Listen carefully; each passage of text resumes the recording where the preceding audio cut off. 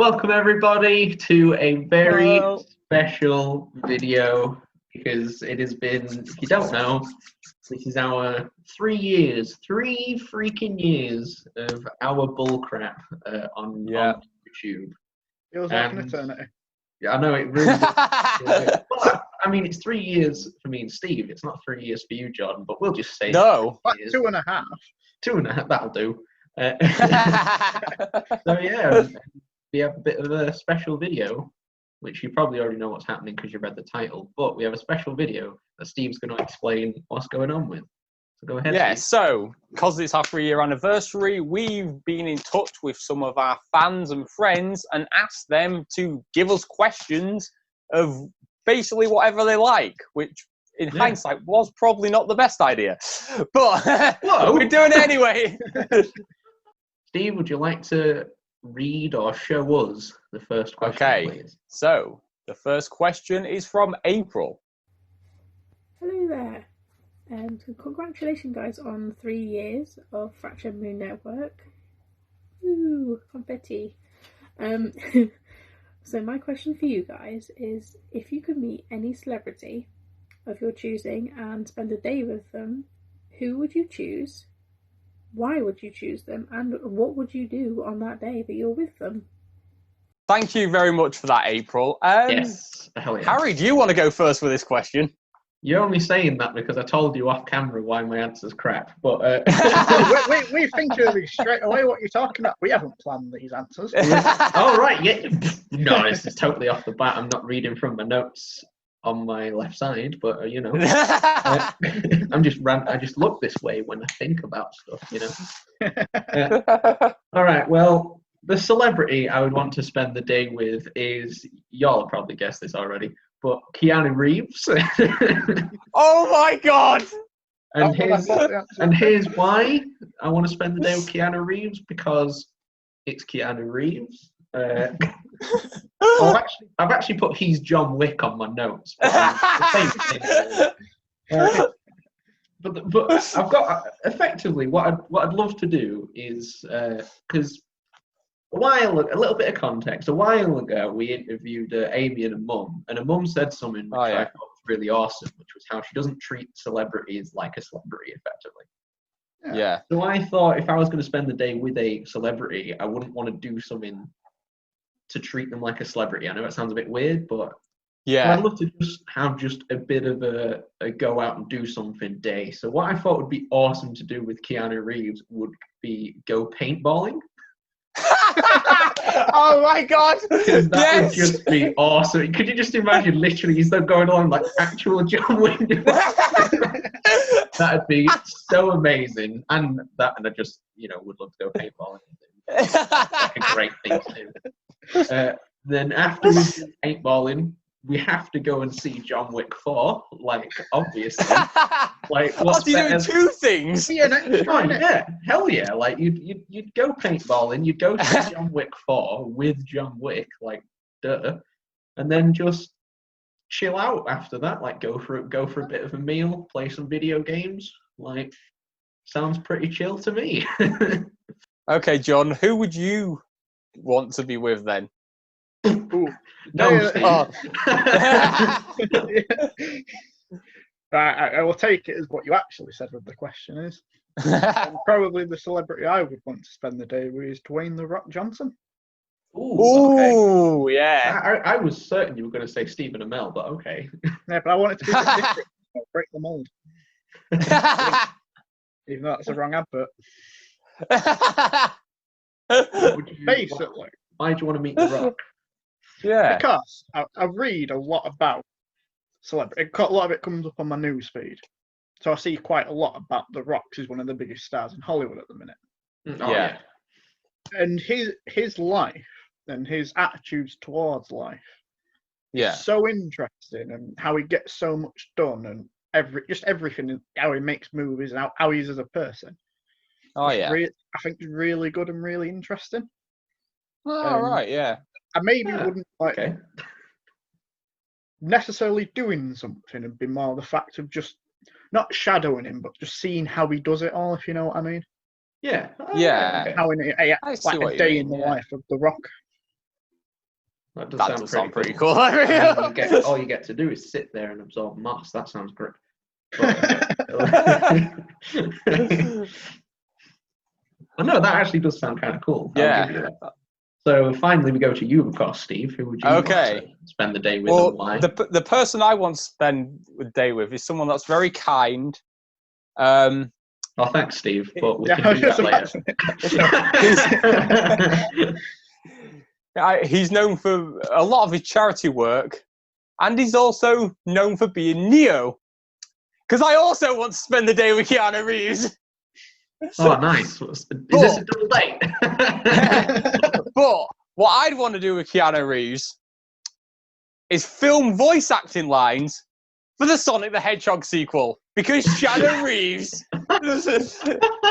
Make Keanu Reeves a thing. Make Keanu Reeves a thing. And then I have been debating which character I'd want to voice myself. But I do think because I could have like a massive voice changer on. I think it'd be really fun to do Metal Sonic. I think that'd be a great one to do. That name might come up again a little bit later. So, what's the next question, Steve? We'll go to Hannah for her next question. If you could disinvent one thing, what would it be? What is the stupidest thing you've done because someone has dared you to? Out of the three of you, who's most likely to get arrested? And out of the three of you, who is most likely to survive a zombie apocalypse? Thanks, Hannah, for them for pretty awesome and interesting questions. So in that case, it's time to start with the answers. So the thing that I would disinvent is, I'm going to sound like a bit of a boomer right now, but I would disinvent social media. Really? Oh, yeah, because the way I see things is, apart from keeping in touch with people who it would be hard to keep in touch with otherwise, I don't see social media as a good place, and I personally just don't really like it. Effectively, the only reason I have an Instagram is because it's literally just to look at memes. I don't care about that much else. All right, it's fun keeping up with your friends and seeing what they're up to, obviously. But other than that, it's normally just the way I see it, a place where people can just be kind of assholes and get away with it, and I don't like that. So no offense to anybody on my Facebook, you're all amazing, which is why you're on my Facebook. But let's just say there were people who used to be on my Facebook who weren't like that. So yeah, we'll leave that there, and we'll go down the list to Jordan. What would you do? Yeah. Again, much on the same vein, social media would be one of them. But I'd also, in a way, just to sound a bit different, I'd maybe say as well, privatized biased news networks. Because, right. That's fair. Especially in this situation, at the minute, news only has one goal of trying to get people to click and sell. It's to do with the internet in a way.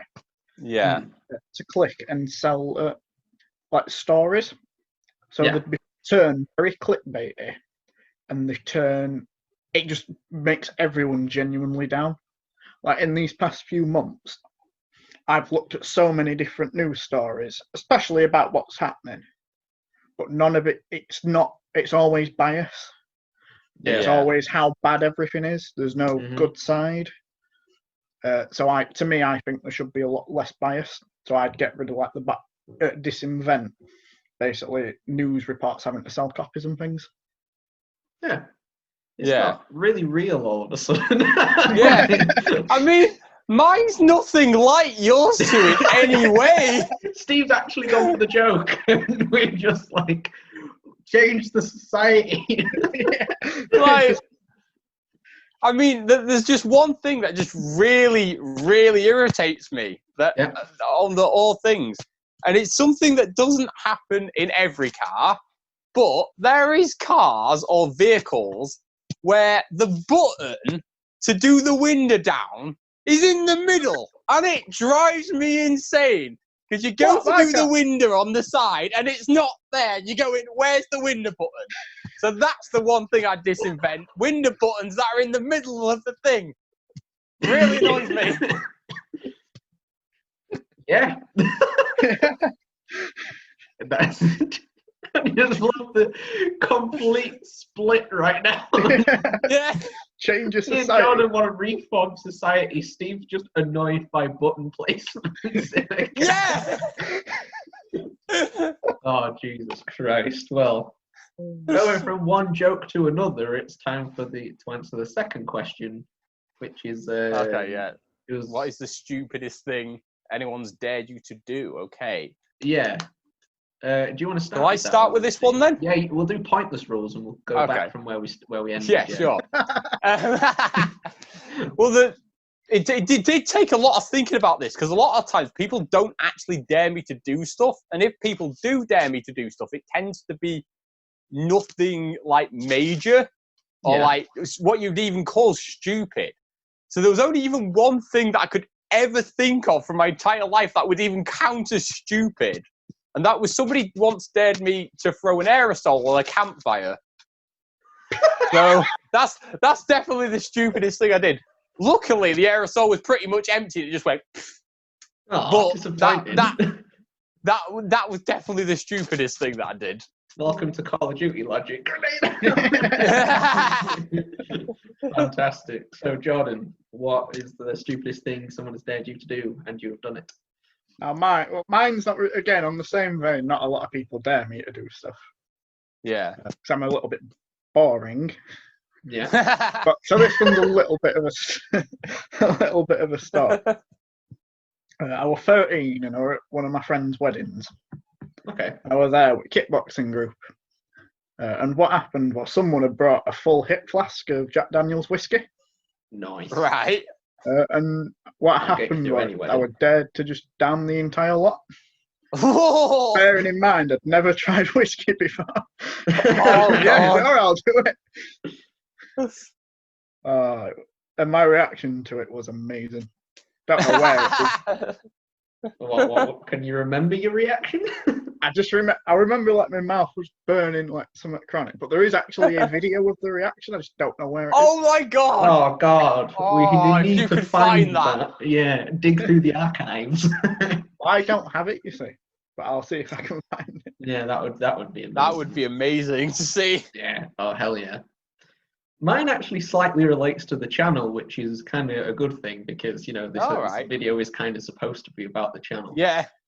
But the stupidest thing, I mean, it's not really stupid anymore, but the stupidest thing that I have been dared to do and done it is ironically cosplay Yang Xiaolong. Because I remember this. A while ago, basically it was basically you, Steve, who we were just mucking about, and then all of a sudden I was like, oh, I wonder if I could cosplay Yang, and then you just went, why not? And you basically turned around and said, yeah, go ahead, do it. You sort of like dared me to do it. Do it. And, do it. Yeah, insert Emperor Palpatine. Yeah. Do it. But yeah, and the sort of like mini background story behind it is like, I actually, because of that, it made me think, oh, should I actually do it? And like, even though there was actually quite a bit of external pressure, let's say, to actually not do it, I decided to just basically tell them to do one, did it. All the people that were like, oh, maybe you shouldn't do it, turned around and said, oh, actually, it looks pretty good. And then as you probably know, because hopefully you've watched our content, but as you know, I still do it to this day. So even though it sounded really stupid at the time, it isn't anymore. But that is the stupidest thing I've done that someone dared me to do. So there you go. Okay, Thanks, well, Steve. this next one's quite easy. Harry. What? That's my answer. Who's most likely to get arrested? Harry. Oh yeah, I put me as well. Yeah. I think the reason I logically thought about it is, Steve, you just wouldn't really commit a crime. I don't ever see you doing that. Jordan probably would, but would know the loopholes around it. Whereas I'm more likely to just get angry and do something dumb and then be like, oh crap. So yeah, that's 100% accurate. No, see, I disagree. I think more than likely be Steve. Why? What? Why? Because I don't think, I'm not saying you'd get arrested for like punching someone or like murder or whatever crap. Because both of you know like the some of the law on that. Yeah. Mm-hmm. But I think like you, Steve, would be more than likely to commit a crime without realising. Yeah, that's probably true. Probably, yeah, actually. Yeah, maybe. I'm maybe committing a crime right now. Yeah, that chair is not up to code. That is that is illegal. So, and the last question is, who would be most likely to survive a zombie apocalypse? Well, let me explain why I've written Steve. All right, okay. I've written Steve for the sole reason of a small story from a year. We're going to dive into the past of me and Steve a while ago, and we're going to go... Oh, no, I think I know what's coming. No, you probably don't, because we're actually going to go to our maths lessons a long time ago. It's not then. It's not then. No. So, the legend that is Mr. Bradley, I'm sure you remember, Steve. Oh, you're going to there? Yeah, we were in his maths class, and the only thing I remember is we were going through, like, old papers, and he was like, right, here's how you do this question, go ahead and do it. And I did it perfectly how you expected to do it, got the right answer, fine and dandy. I look over at Steve, and his whole page is filled with BS calculations. And I'm just looking at him like, Steve, what the hell are you doing? Like, this is wrong. And he's like, no, I've got this. I know what I'm doing. And he's just there writing down so many different things that confuse the absolute hell out of me. And then he goes and gets the right answer. And, and I'm just there. Even the teacher, Mr. Bradley, turned around and ended up coining the phrase, the Stephen way.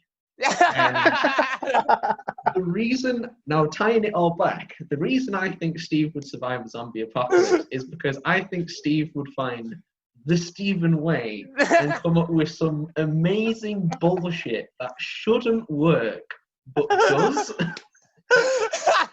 I could see that happening so much. Oh my god. Like, I just see him doing something so stupid it works, and yeah, I think Steve, straight up. So who do you think would survive the zombie apocalypse then, Steve? Well, see, what I put was all of us in different ways. That scares me. Because I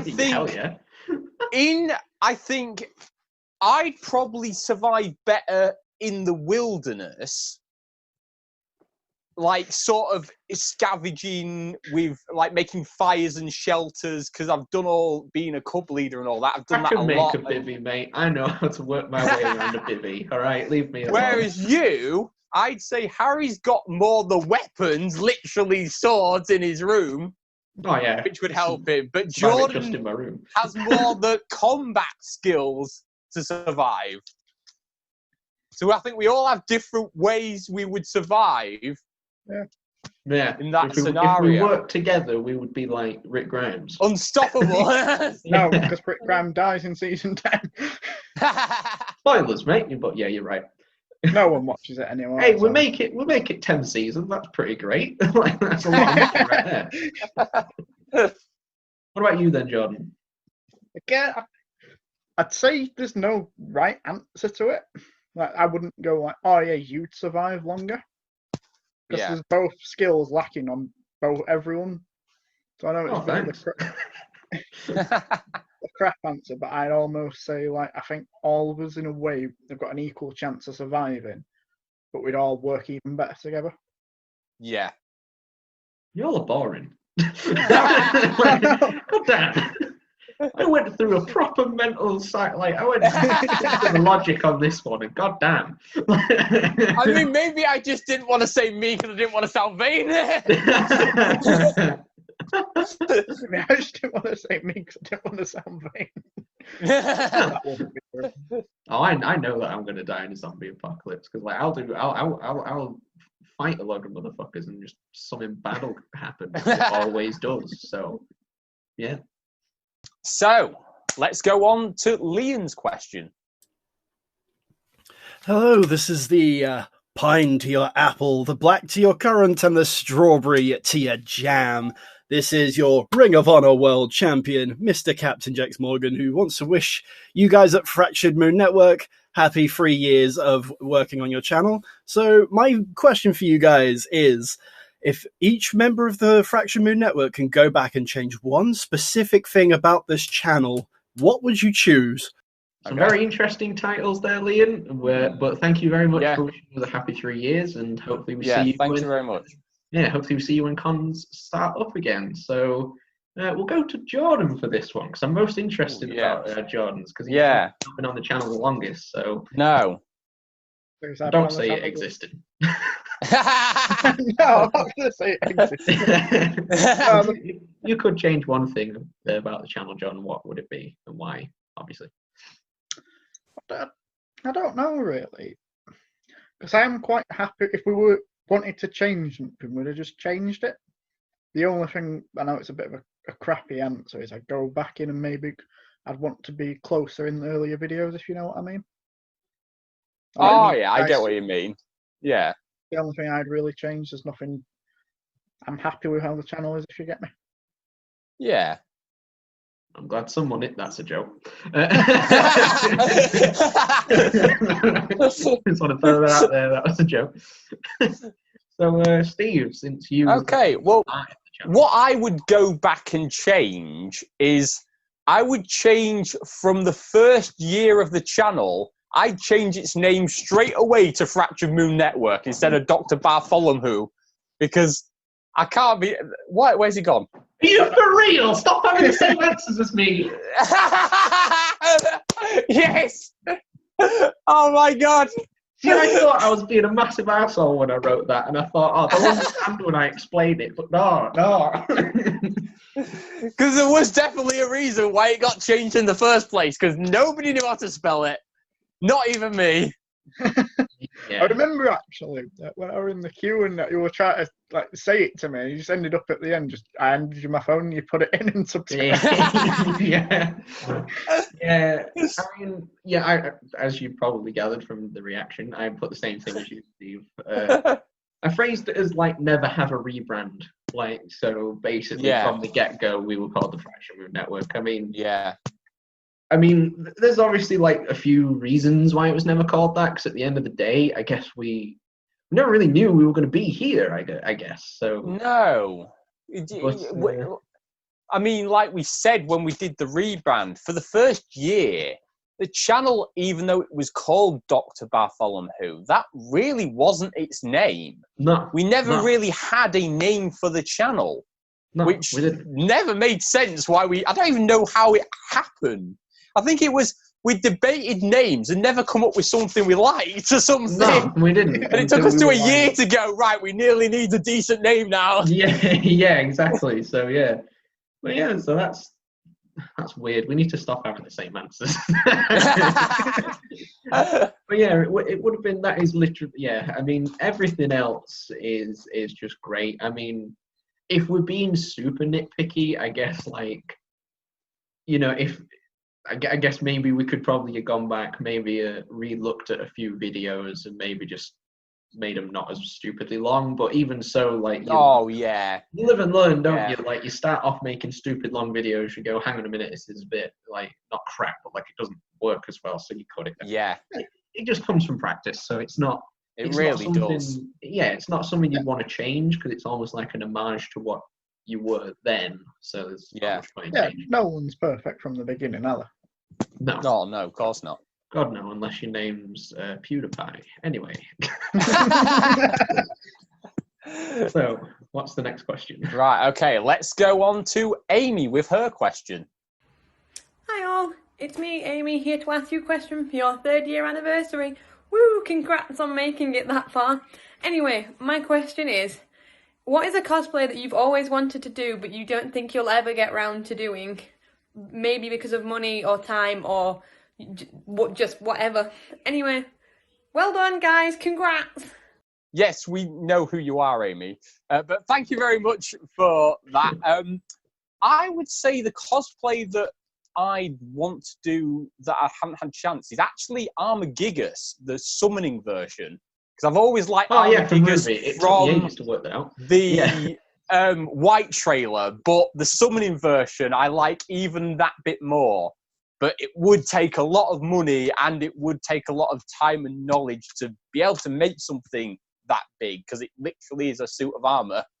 Yeah, exactly. And you'd need a Weiss to go with it. So. Oh, yeah. I could soon get one of them, though. All right. That sounds a bit weird. Sounds like you're going to kidnap someone. I mean, I am thinking about doing it, so, don't kidnap. What about you, John? Yeah. With me, the ones that I'd like to do, I really would like to do something like a suit of armor. I like quite a high-end armory thing. I have always wanted to do in a way Batman, but you're looking at upwards of $1,000 for an outfit, like a decent one. Yeah. Or even like Iron Man, or even as dumb as it sounds, like a Destiny Hunter. Like, I am nowhere near good enough to do the armor builds for it. And to get it commissioned and bought, they'd just be too expensive. And if I were doing it, I'd want to do it right. So I'd probably never do it, but I'd love to wear something like a suit of armor. Just nick Matt's when he's finished his. Be like, okay. What about you then? Yeah. All right, I'm getting to it, guys. Jeez. Mine is a little bit out there, but mine would be Metal Sonic. I told you you'd say that name again. Because it's some Sonic characters don't really lend themselves well, in my opinion, to cosplays, apart from pretty much Eggman. But I've not really wanted to cosplay Eggman and always thought it'd be cool to do Metal Sonic. But in all complete honesty, like, as much as I was absolutely adore to do it, I have no idea what the hell to do. Like, I am so like I've literally thought about it constantly. Every now and again I'll just be like, oh, Metal Sonic would be a good cosplay to do. I've always wanted to do it, blah blah blah. Looked at like pictures and stuff, and there are a few areas where I'm like, I could maybe do that, but then there's just like, it's mostly the head and the body. Which I was gonna say the head, Oh my god, they're ridiculous. Like, I just have absolutely no idea what the hell I would do in that scenario, but it would be genuinely amazing to do it. Kind of like a suit of armor, like you were both sort of saying. Yeah, really would like be, a robot, basically. But yeah, I'm just not really that good with like. I always like to make something with my cosplays. That's almost like my sort of like thing. Like, as long as there's one thing you've made, it's better than nothing. But goddamn, I'm not good enough to do that. I will put my hands up, not good enough to do that. But that would be genuinely awesome. It really would, yeah. So who's next on the agenda? Okay, so it's Andrew's question next. Hello, Fractured Mòon Network. Hope you're all well. First off, congrats on the 3 years on the channel anniversary. My question to you is one you put to me a few weeks ago. If you were to give your past self advice on cosplay, what would you say to them and why? Yes, I know it's real original, I'm borrowing one of your questions, but what can you do? Thank you so much, Andrew. That is an awesome question that we totally did not come up with first, right? No, just kidding, mate. Great question. Hope we see you again in the future. So I'll go first because mine has a small story attached to it. The one thing I would always say to myself is simply stick to your morals. So like the thing that I always say is, like, I mentioned it a tiny bit earlier, but I'll go into a bit more detail. I always like to make at least one thing for a cosplay. It could be just a random accessory. It could be something you maybe don't even realize that's been made, or something like that. So long as there's something, I would always prefer that. Or maybe not even made from scratch, maybe like alter, whatever. So I would always want to, like, I'm still sticking to it. I would like to point that out. But still say, like, stick to your morals. It's good to do that just in general, like, even for basically everything really, rather than just cosplay. But yeah.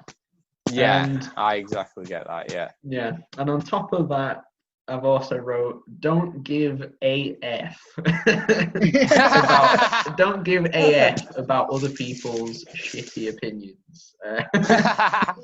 This one comes with a small story attached to it. Now, quite a while ago, I believe this was 2 years ago when we were at Lincoln. It was when me and you went, Steve, and it was the first time I'd cosplayed Makoto Nijima from Persona 5. Yeah. Basically, completely out of nowhere, this random girl just came up to me. I've never seen her before, never met her before. Just came up to me and asked me who I was cosplaying. So I genuinely just thought it was a general question, obviously. And I said, oh, well, I'm cosplaying Makoto Nijima from Persona 5. Yeah. And she was like, oh, well, I've never played Persona 5, never heard of the character. I've just been going around and telling everybody you've been wearing a BDSM outfit. Oh, what? And yeah, Yeah. God knows why it happened. It was really weird, but basically, pretty much ever since then, it quite highly knocked my confidence with quite a lot of future cosplays, especially ones that are slightly tight-fitting as well. Oh, yeah. Because Makoto wears like a full bodysuit, as you may or may not know from the audience. But so like, I know it's this whole weird, like, I don't really normally give a shit about that sort of stuff, but for some reason that one just really struck me to the core, like real knife in the back sort of stuff. And it just really knocked my confidence, and I've not actually gotten over it until relatively recently because I bought another Persona 5 cosplay which fits quite tight to the body. But yeah, so like I shouldn't like basically just go back and say like, look, people are going to say stuff to you. Don't give a shit about them. You're never going to meet them. They don't care. They don't matter in your life. So like, screw them. Basically, that's what I would say to myself in the past. So, what about you, Jordan? Yeah. A little bit on the same vein as you. Mine's not as much a specific story. Like on the first year, basically my advice would be do cosplays you want to do for you, if you know what I mean. Yes. All right. Don't do it for other people, and don't. Well, you can do it in a group, but don't do it because you want to impress or do other things for other people. It's like first year at cons, I went through quite a few cosplay outfits. Yes, you did. Oh, right. Like, I ran through quite a lot because I was never happy with them, and I think it was because I cared too much what people thought. Like I saw other people, not just people we've met on the channel, but people in general, get loads like, oh, let's have photos and that and that. I always stood to the side. Like, all right, I don't really care about stuff like that, really. Yeah. But even so, it knocked my confidence a little bit. Yeah. Yeah. Then I got a bit. I'll be honest. I got a bit closer with you guys. Started going to the Ruby meets and things. Yeah. Started doing cosplays more that I wanted to do, and I've had a laugh with. And ever since, I felt a lot better with it all. I enjoy cons a lot more. Yeah. So my advice genuinely would be is do cosplays that you just want to do, and not really other people's opinions don't matter. Yeah. Yeah. Do some cosplays. do some cosplays. Yeah, no, that credit to that, because genuinely, unless like they're actually being nice to you and being constructive, like if people just turn around to you and just say that's crap or why haven't you done this, it's not really point to worry about, I guess. So. Yeah. Or like you're doing an outfit that's a bit too extreme for a convention, that's a bit different. Yeah. So finally, we go to you then, Yeah. Steve. What advice? So mine's definitely a bit more different to your two's. See, my advice to my past self would be when you're stress testing props and armor, don't go easy on your stress test because a con will not go easy on it, and like bodge everything way less. Because the amount of bodging that I've done in cosplay is unbelievable. Especially the early cosplays, like they were just complete bodges, all of them. Like if they survived a day, it would be lucky. And another thing is, if I've ever thought something was strong enough, it probably isn't. So there's my advice to myself. If you think it's strong enough, it probably isn't. Yeah. Okay. All right. Who do we have next question, Master? Let's go to Lawrence. So this is Lawrence, the small funny guy one here, asking you guys a question. What made you think about doing YouTube videos? Who were some of your inspirations, and how much have you enjoyed doing YouTube over your past time? Thank you for that question, Lawrence. That's a very interesting one. Well, personally, for me and Harry, we did actually attempt 2 Comic-Con vlog videos, like 2 Comic-Cons before. Like, we did attempt it, but it never had enough footage to be a video or anything. We didn't really film that much. Yep. I don't know if you could actually remember some of those. Oh, 100%. 100%. I mean, I really wish I could. I've looked for some of the footage. I don't know if you actually have any of it. But there was one bit, especially from, I think it was a con that was about a year. It was about 11 months or so from photos that I found looking at it. Okay. That were from the first time a video got released on the channel. But it was, I can't remember who I was dressed as now, but I just went up to a Captain America and went, "Hail Hydra." I just remember that so clearly. On some God, footage. yeah. I'm pretty certain that was Lincoln, I think. Yeah, it was Lincoln, and that was Phil. We on that time we'd had attempted filming bits of vlogs, but that was, like I said, that was about 11 months before the first video ever came out. You were Oobleck. I remember it now because I was taught yes. that you were Oobleck, and yeah. I don't know if that was the first con we met Michael at or not, or I think that might have been the year after. Oh, yeah. No, it might have been the one after that. Yeah. I can't remember. It wasn't long after that, though. No, it wasn't. But yeah, you're right. I genuinely remember that now. That was a bit of a trip down. Yeah. We did film some bits, didn't we? I did, on my second con that I ever went to, did film a very short bit of footage that went on YouTube with a Dalek. That is it's only like 2 minutes long, really short. That was probably like the first con footage I ever did.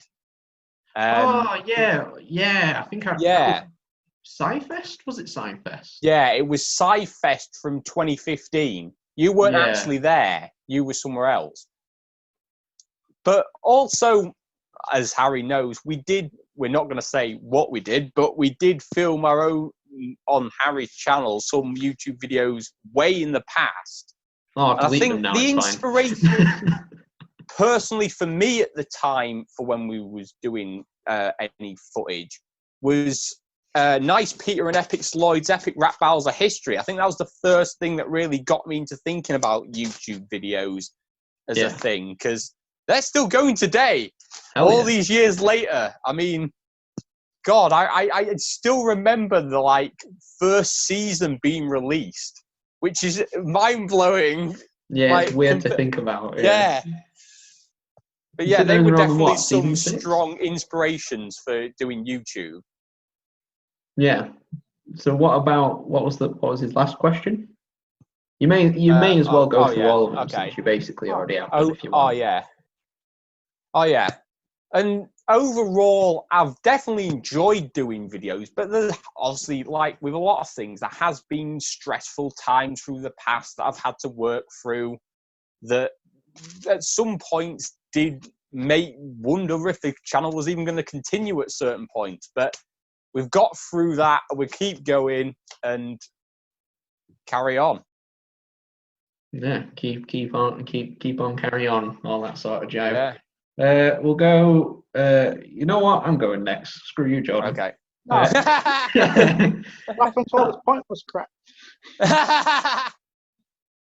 No, we're doing chase rules now. Even though I'm pretty sure it's not the chase rules, but whatever. So, for me, even though Steve mentioned it earlier, way back when we did do a YouTube channel a while ago, it was nowhere near what this one was. I mean, I know we're like a pokey little crappy YouTube channel, but the old one was an even more pokey little crappy YouTube channel. I don't even think it surpassed 50 subs, and we were doing it for basically the same amount of time. So, unfortunately, you and not even myself or any of us can see them anymore because I've deleted every single trace of evidence of it. But yeah, but coming back to it now, like in 2017, it was interesting and it was almost weird. Admittedly, I didn't ask Steve to be on the channel. I'm not gonna lie. I kind of just happened to be there, and then all of a sudden Steve was like, "Oh yeah, I think I'm actually going to keep doing this." I'm like, "Oh, well, I'll help you if you want." Steve's like, "Yeah, I suppose." And I'm like, "Cool." So basically, I do these videos, in all honesty, with you, to look back on them in the future at some point. Yeah. Because unlike the really old YouTube channel, this one is a much bigger part of my actual life, if you know what I mean. Like, genuinely cons and cosplay and Ruby and stuff like that, and now huge parts of my life. So I would love to. Oh hell, I'm not saying I don't do it for the people at home. Like, obviously, I try and make videos as interesting as possible for you guys, but like, it's still going to be awesome to look back on this in 2030. When people have hopefully forgotten about the coronavirus, but we'll see.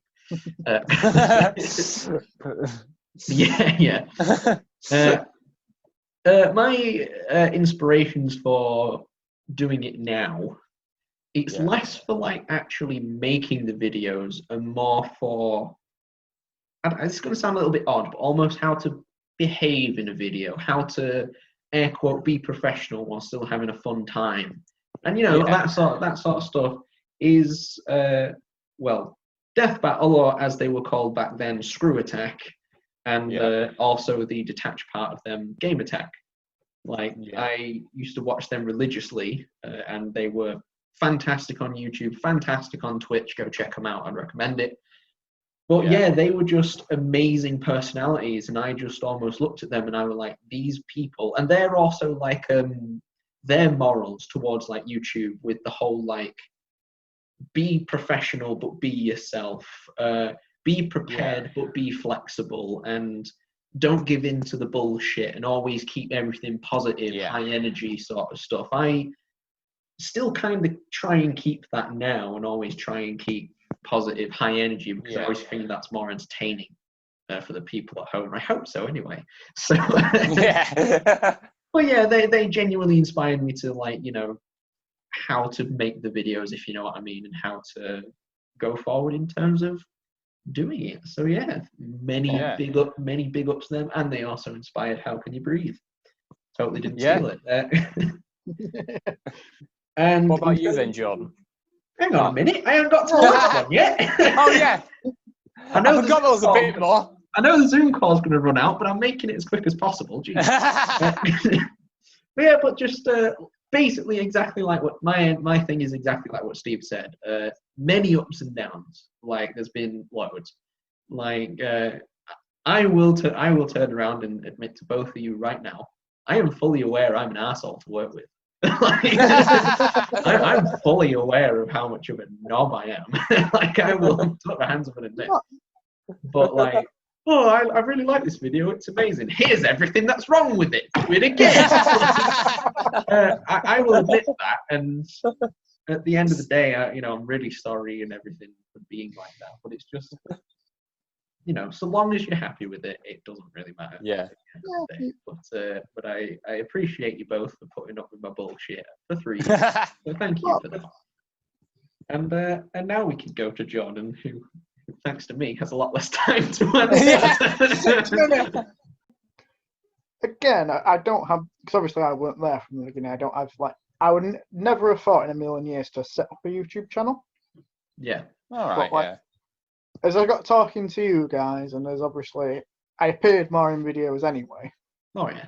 I wanted to get a lot more involved in things, because, well, in a way, it ties into the two questions. You inspired me to do it. So obviously, I saw everything that you were doing, and I thought, that looks really fun, and things like that, and high energy. Yeah. But at the same time as well, when you're at a con, not because I've been to a con that hasn't been filmed. Oh yeah. And to me, you see the difference. Like, as silly as it sounds, filming it gives you stuff to do, which in turn makes more memories. Yeah, I get what you mean. Yeah. Okay, yeah, I can 100% see where you're going with that. And as you say, those well, like Digicon, we made his own cosplay competition. We wouldn't have done that if it wasn't for the channel. Some of the conflicts we've done, they've made smaller cons that some people can go around in an hour, last a lot longer, last nearly all day. Yeah.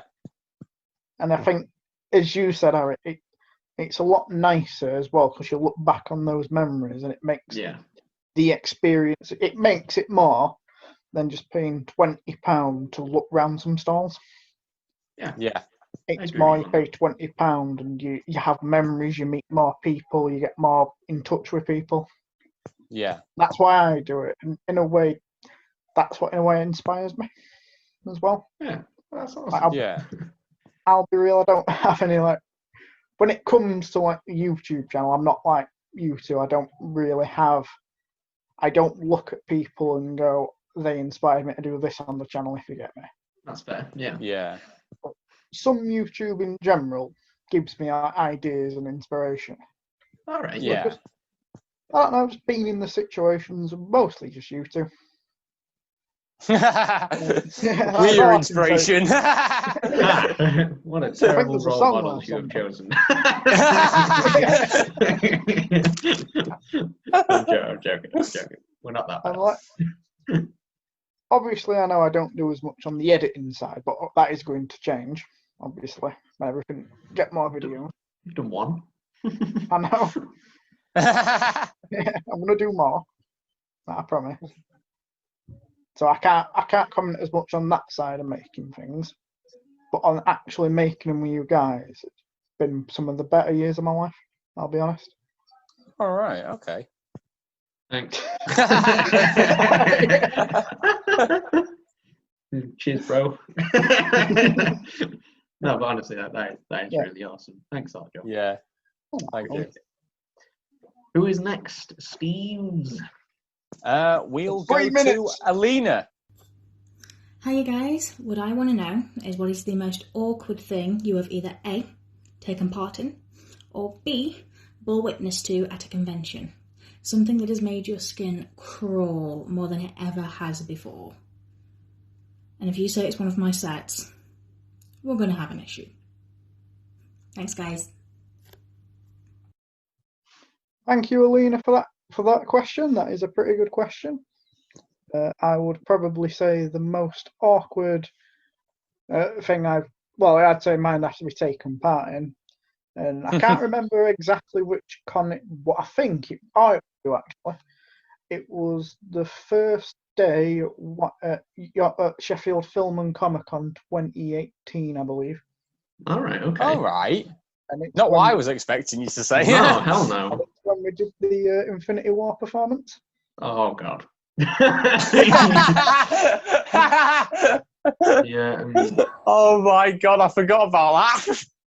Yeah, to be fair, so did I. Oh, no.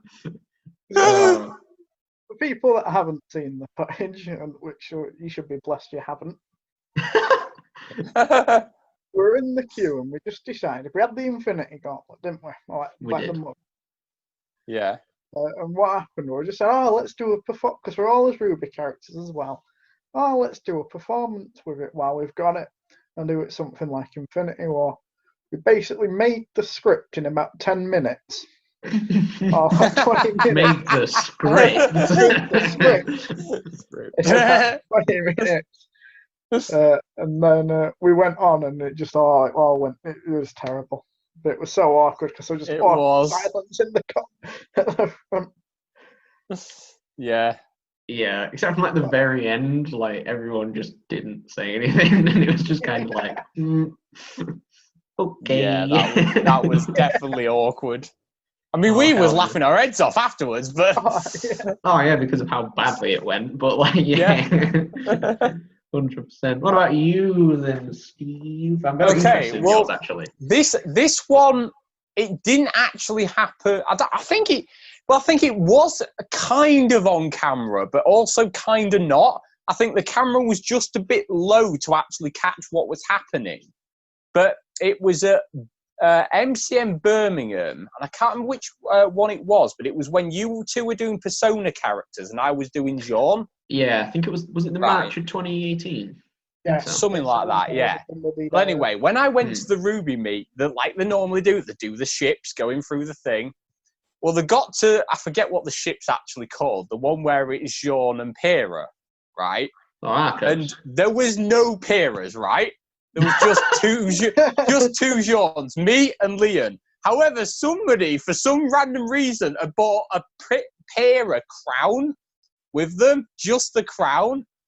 So Lian goes, why don't we both kiss either side of the crown? And then for some reason, I think this is a good idea at the time. Next thing I realise, I'm just there. Like, Lian's literally, like, that far away from me. And I'm just like, this is weird. It's just so awkward. I was like, oh, please, take the photos as quick as you can. Because if I opened my eyes, it was weird. But if I closed them because I could hear him, it was even weirder. I was like, there's no way I can't do this without it being weird. Oh dear Lord, that's actually fantastic. It was very awkward. Yeah, that's actually fantastic. Oh dear. So mine's a little bit of a throwback to. Oh, okay. Well, one is and one isn't, because I misread the question and wrote down two. So yeah, the first one is it's way back in 2017. I think it was Film and Comic-Con on the Sunday. Yes, it was the Sunday, and me and Steve were like, "Oh yeah, why don't we enter the cosplay competition?" And I'm like, "Yeah, sure." Oh, I think I know what's coming. Yeah, you do. And like Steve goes up, he does his performance, and I'm like, "Yeah, nice one. Like you did all right, you did good." And then it was terrible. It was terrible. Look, I'm trying to not be a dick, all right? And then I go up, and for some reason, I don't even know what the hell was going through my brain at the time, but I thought to myself, oh, what I'm going to do is the speech from Crow, which I have practiced to no end before this call. I practiced it and still got it wrong, I think. But I practiced it, got it all wrong, and then at the end, Bad Luck Charm started, like the song from Volume 4. And and then I started singing the intro of Bad Luck Charm, and to this day, I do not know why I did it. And I also cannot watch that footage back because it's just like, I cannot sing. Life, the entire world was at stake. I couldn't sing a single bar, and oh god, it wasn't good. It was it was really awkward. It was just like, it got good crowd reaction, but I honestly felt like it was just pity. You did it, yeah. And it's like, well done, you actually had balls to come on the screen and admit that you're terrible at doing this thing. I'm like, yeah.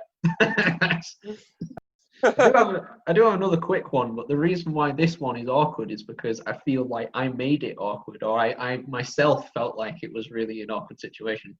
Was back in 2018, there was a marriage proposal at one of the Ruby meets. And, and it was a really nice moment. Everybody was like, wow, this is awesome. And because I'm an absolute moron, I thought this was a joke. So I just out of nowhere, just shout, "Don't do it, it's a trap." Right? I forgot about that. And it's, or at least I'm pretty sure that's what I say anyway. And yeah, something like that. And nobody really does anything or reacts. And I'm like, hang on a minute.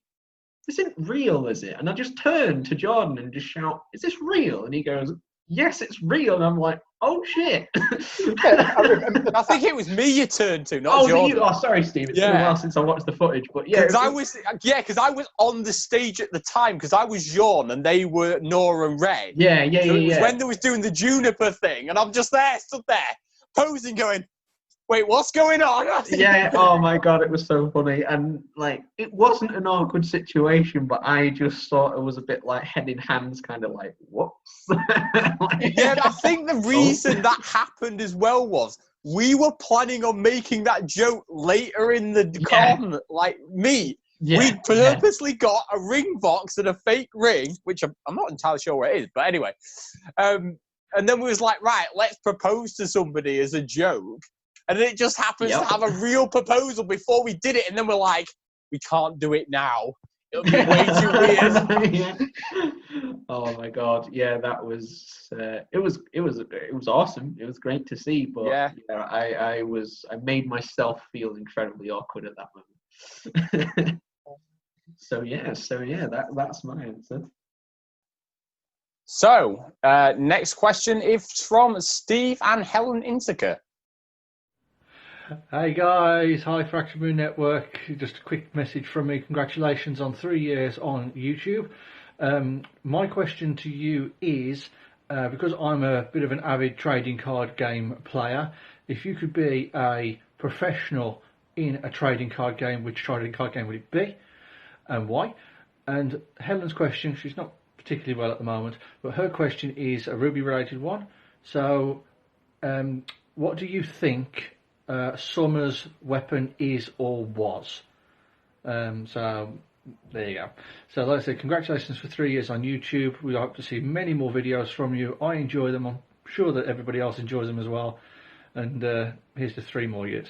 Bye. Okay, thank you very much, Steve, for that. Now, trading card game. I think if I was going to be a professional of a trading card game, I'd want to be the professional of the Fractured Mòon trading card game, because that would mean Fractured Mòon has a trading card game. And it'd probably have some cards like, I don't know, what have we got? Giant Nevermore. We'd have Get Out of Jail Free, Crippling Depression, Blue Eyes White Dragon. Yes, the most powerful one of all. Of course, the credit card. We'd have loot boxes as a card, because loot boxes. And then, of course, the most powerful card of all, the Uni-Reverse card. The one you missed out is a Blue Eyes White Privilege, but we'll leave that. that was getting cut. We can't say that. Oh, well, your answer is a lot cooler. We'll have a discussion about the second question, but your answer is a lot better. I just went really basic and just went Magic the Gathering, because then I get to learn a new card game. And I like card games. I just never play them because they're far too expensive and elitist. Anyway, that's my opinion. Yeah. Jordan. Uno. Uno? For real, Uno. You know what? That's not a trading card game. Yeah, you trade cards to other people in it. If you You're playing Uno wrong, mate. Uno, that's why. 0s and 7 rules. Is that what we're playing? No, in all seriousness, though, again, I'd probably say something like Magic the Gathering, or just something like that. Like, I played it once a little bit, but as you say, it's a bit too expensive and takes a lot of training to do now. So it's very expensive, especially according to G. Oh God, no. I remember like £100 on boosters being thrown around, and I'm like, okay, that's not mad at all. So the second question we'll go into a very minor discussion. Hi, welcome to the Red Rose Cast. So like, what?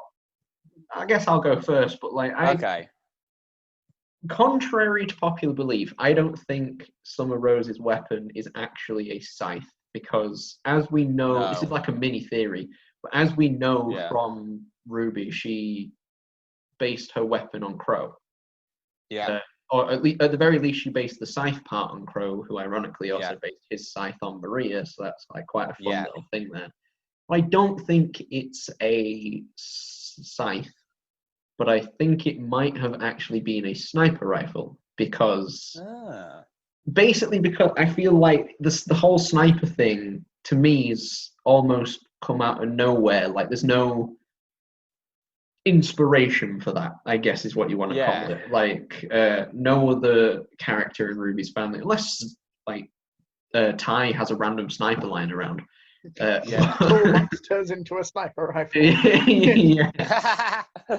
But yeah, I think she may have at the very least had like a sniper rifle variant sort of weapon, because that could explain why RWBY has one. But I don't know. What do you guys think? Yeah, I completely agree. I'm basically the same logic. Oh, okay, God's sake. Steve? Well, yeah, I was actually going to say sniper as well, in a similar vein, because I've always thought that because she based the scythe bit on Crow, if you take away the scythe, you've technically got two things remaining, which is like the bladed parts, like the back blade and the bit at the very end of Crescent Rose, and then you've got the sniper section. So I've always thought, well, who else has she had as inspiration when she was growing up? Well, if she's got Crow as one of them, that only leaves, because Raven wasn't around for her, so she's got Summer and Ty. Well, I can imagine Ty actually having, because he's quite a fisty person, like daggers.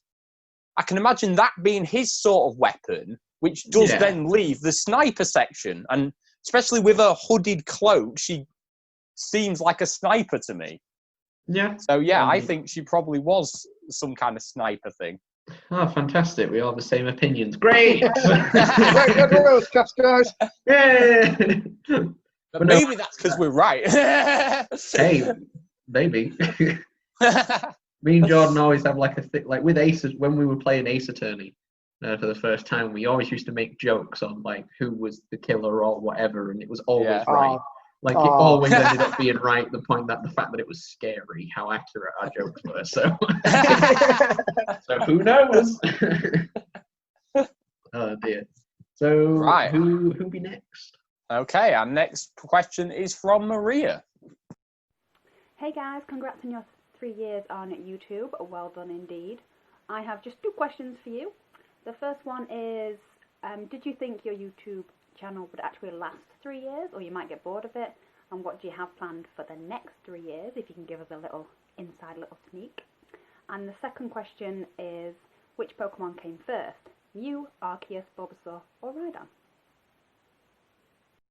Thanks, Maria. And they are some great questions. I will say that I'd say we'd still have kept the videos going regardless. So I could have seen it lasting 3 years. Yeah. But I'll be real. I think even if I didn't expect it to keep doing well for 3 years, if you get me. Like I think it would just die off a little bit near the end. Yeah, I see what you're right. Yeah, I get what you mean. Yeah. So we keep doing well, and that's good. I'll be real. I don't know what's to come in the next 3 years. That's above my pay grade. I mean, I don't think we have not thought about that. Let's put it this way: I don't know what's coming in the next 3 months. Never mind 3 years. So. You know what's coming in the next 3 months. I don't know what's coming in the next 3 weeks. What was the team meeting for? This is the team meeting, goddammit. What about you then, Harry? I'll be real. I'm a little bit surprised it's lasted this long, in all honesty, because as we spoke about earlier with mine and Steve's much older YouTube channel, that one lasted literally 3 years. Or I can't remember if it was about to go into the 4th year or if it was just before the 3rd year. I can't remember exactly. Yes. But it lasted pretty much around 3 years and then just stopped dead. And that was basically because I had more important life things to do, like college. So that's basically why that ended. That doesn't happen anymore, but we're still doing it. And so I'm a little bit surprised, but I think it's just basically because there's not really anything stopping us doing stuff, really. apart from just like general life stuff, like obviously like we go to work or go to uni or whatever, but that doesn't necessarily stop us going to Comic-Cons unless we really can't go to them, like right now. But yeah, like, so a little bit surprised in all honesty, but I am glad that we're still, you know, getting views. I know, as silly as it sounds, I never expected nearly 250 subs ever. I know that sounds a bit stupid because a lot of people wouldn't maybe consider that as a goal, but that is to us a pretty good goal. Like, that's pretty great. Oh yeah. So, and hell, I never expected a video to get over 6,800 views. Like, that's and it confuses the hell out of me why people are still watching it, but thank you anyway. Like, yeah, like, thanks a lot for still watching it, but why? Like, come on, guys. Yeah, Seriously, I don't know. Get to 7,000, that would be dope. But in terms of what? It's 9,000 for the joke. No, we're not. We haven't got 9,000. That'll be amazing. Just wait to the finale of Volume 8.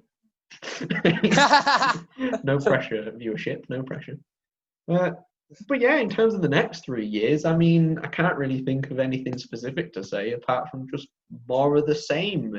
Except from we're always hoping to improve wherever we can. So all we can hope is, well, all I can definitely say is, if you look at like the very first video, compare it to like other videos in like 2019-18, there's definite improvement there.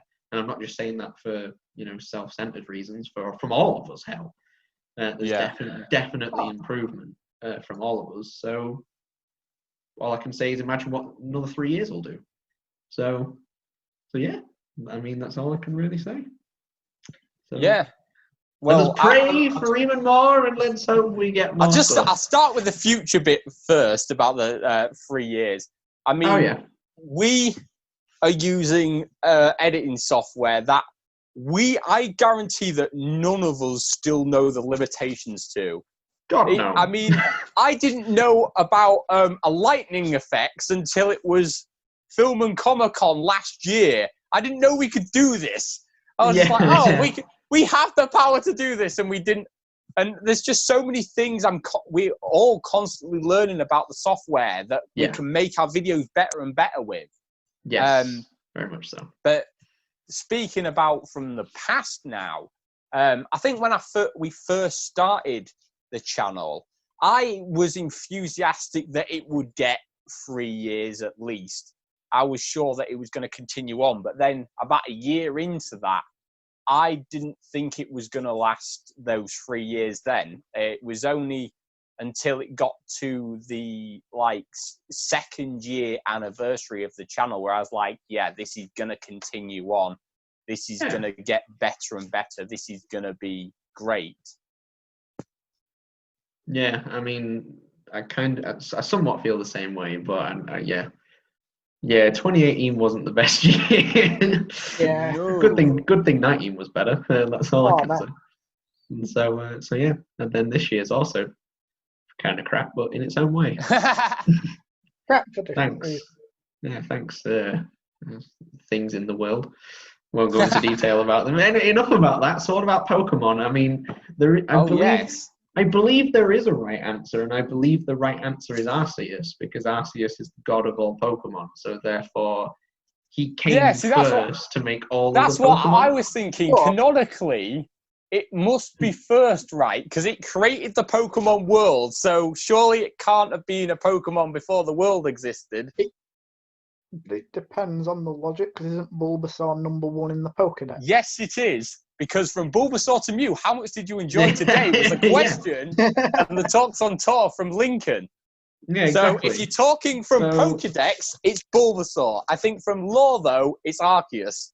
But then there's also maybe she's talking about the first Pokemon that was ever designed. So the first one that was ever drawn or something. I wouldn't know that. Maybe I'll be real. I have even if that is the case, I have no idea. But I feel like The only thing I will say is, why else would you put Rhydon on a list? Yeah, I was really confused about that one as well. Yeah, so yeah. maybe it's Rhydon. He's trying to troll us, I think. Yeah, Maria, put the right answer down below because we want to know. All right, we want to know. Turns out they're all the right answer in different ways. Oh my god, I could see that, which is annoying.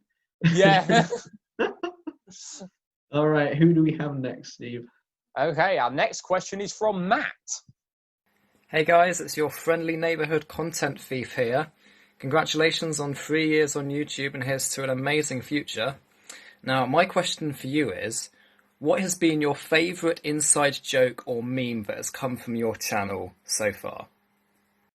Thanks for that question, Matt, and thank you for the congratulations. And yeah, we will have plenty of content for you to steal in the future. So therefore, we cannot wait for your Q&A when you reach 3 years. So. I'm joking, mate, but hopefully we'll see you when we get back to Comic-Cons. So in answer to your question, I'm actually going to go to Jordan for this one first, because I feel like we have the same answer, but I want you to go first. Okay. There's only one answer to this question. There is. And a lot of people won't. Some people will probably know this, some people won't know this. But the story starts, it was one of that, someone we used to know as cosplay meet, wasn't it? We all went. And we went up in a... Oh my god. I think I've got the same one. I think we've all got the same one. We're in there, and your sat-nav, Steve, has auto-drive, doesn't it? Oh, like voice command. Oh, yeah. And I just remember, like, you said voice command, and we just shouted the Finland transaction authority. And ever since, that has been the name of our quiz team. Yeah. We've even got shirts of it, and it's one of our highest Patreon tiers.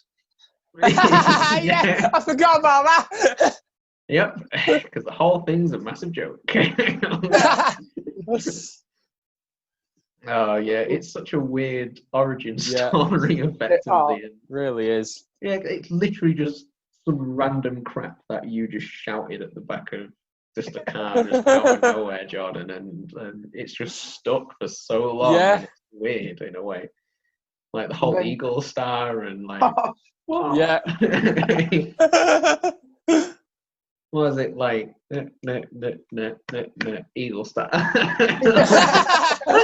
forgot about that. Yeah, it's just it is great. So yeah. Did you have the same one, Steve? Yeah. Or you had the Finland Transaction Authority, exactly. Yeah. See, in preparation for having the same one, I did have one more of my other favourites, which is and I don't know why. In fact, I do know why this started. I kind of totally didn't steal it from another YouTuber, but just randomly out of nowhere, just started shouting content just at everything. And now, like, we will literally have people who we know will just come up to us and just be like, content, and we're like, content. Yeah. Like, there's no hello, there's just content, and it's just funny to just shout content just out of nowhere when we just do whatever the hell we want, to the point where we're even the content police in Manchester, which was hella fun. So, one of my other subtle ones that I do like is, how can you chicken in the place that sells fries? Like, oh yes, they're just God, gold. Yeah. They're just, you can't say you're off to blank and blank. No, you're going to how can you chicken or place that sells fries. That is, there are lots more. Like the how can you breathe compilation is still a thing. We just haven't said it in quite a while, and we like to move on. But yeah, there's been loads, and there will be loads more in the 3 years to come, I'm sure. Who's next on the list? Oh, guaranteed. That's in a way of inside joke as well. Yes, and next is Michael. Between the three of you, who would win? What? Who would win in a fair? No cheating. arm wrestle? Oh, that's an interesting question, Michael, and don't exactly know what's going on with that rose, but whatever. I Rose to the personally... occasion to ask us a question. There you go. There's the fun for the video. That's the fun for the video. We'll leave it there. So I personally wouldn't say me because I know I'm bad at arm wrestling. I'd say Jordan, but what do you guys think? I think we both think you. What? Right. My logic behind it is go on, then. Well, I have no muscle mass, so I wouldn't win. The only way I would win is blackmail you to say if I lose, I don't know. But like, no, we talked about this. You can't hit threats like that. Oh yeah, we did, didn't we? Oh yeah, whoops, I can't say that. But yeah, like no, I think even though Jordan like world champion kickboxer, all that kind of crap, I think you're just naturally stronger, and in a way, all right, I'm not a world champion arm wrestler, obviously, but I think natural strength is obviously a very big contender in an arm wrestling competition. So I think if you're just naturally stronger than the guy who you're going against, you will win. Yeah, so that's my logic. I just think that, you know, you're just naturally stronger. I mean, I could be wrong. We will maybe film this at some point in the future. Yeah. More content. Yeah, thanks, Michael. You're giving us content. Do you think the same way, Jordan, or do you think you would win, or for stupid reasons do you think I would win? I don't think I'd necessarily win, because yes, although I am fighting and I have some strength, I'm not very good with super tons of upper body strength, if you know what I mean. All right. Like I can pick stuff up and I can do things. I'm just not very good at like arm wrestles. I've never been good at arm wrestles. Yeah, so neither am I, though. See, with that logic, I think Steve would win. All right, okay, well... We'll just have to find out in the future. Yeah, son. This is a random out-of-nowhere video of, like, time to finally settle this. Oh, my God. Right, well... so our next question is from Morgan. So I've got 3 questions for you. So 1, if you could go to a cosplay competition, who would you cosplay as, and what performance would you do? Second question is, what will be your proudest cosplayer moment? And third, when you cosplayed Jean at the cosplay ball, how did it feel to wear a dress?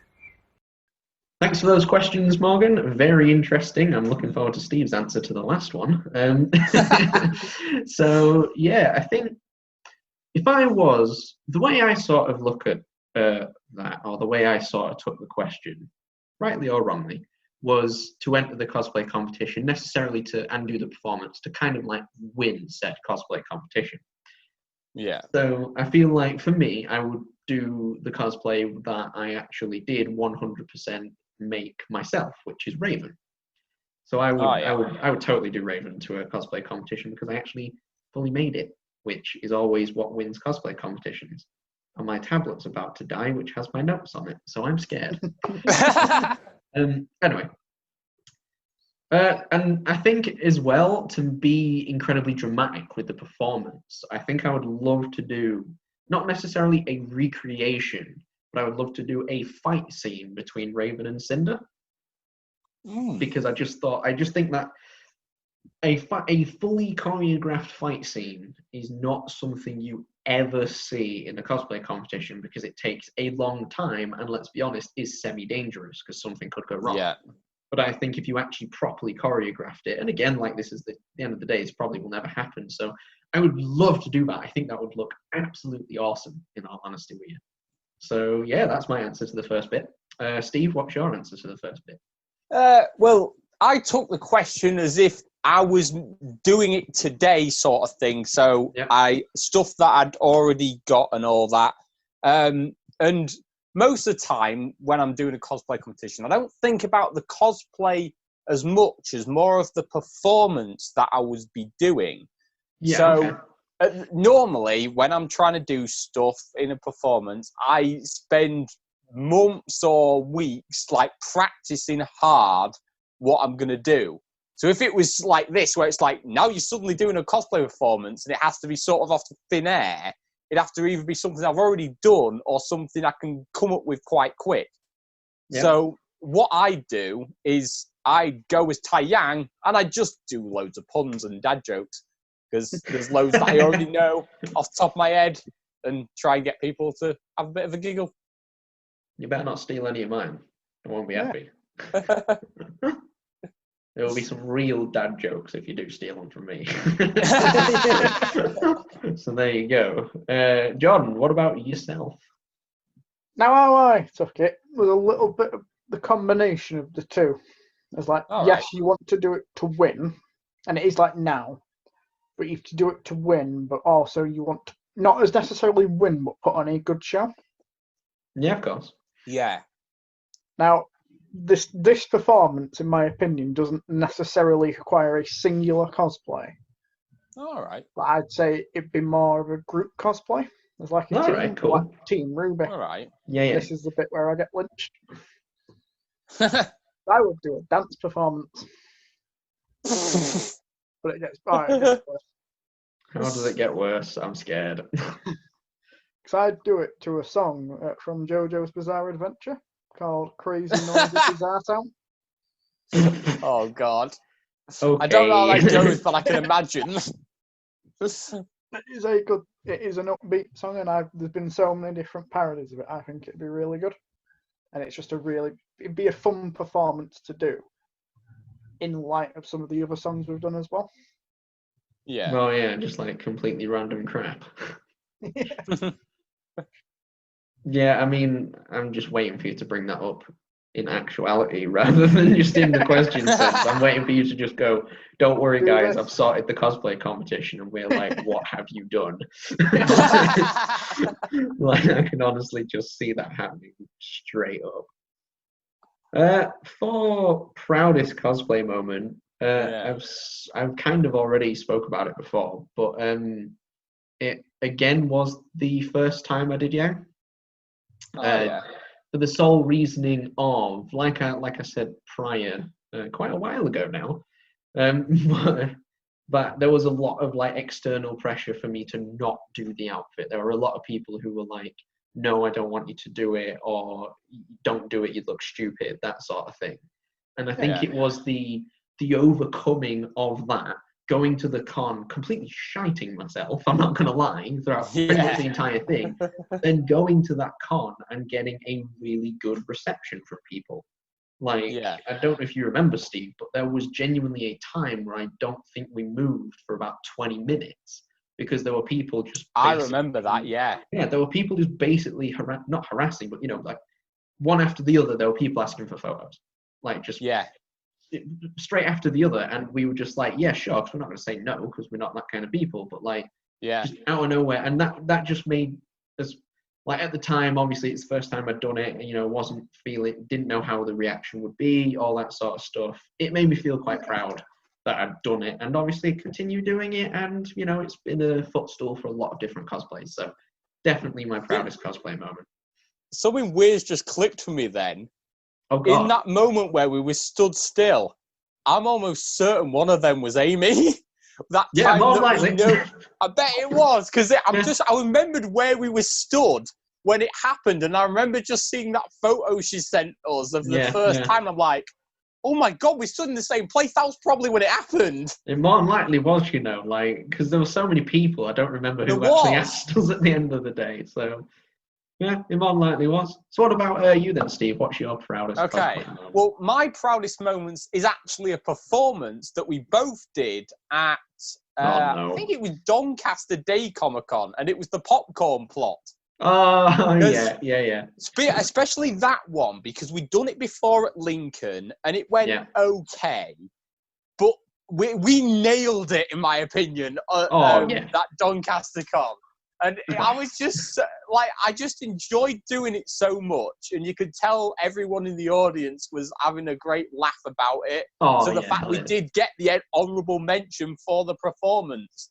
Exactly. But, yeah, I think it just went so well. And we both did it, perfectly. I don't. If we used to do it again, I don't think we could have quite done it as well as we did it on that day.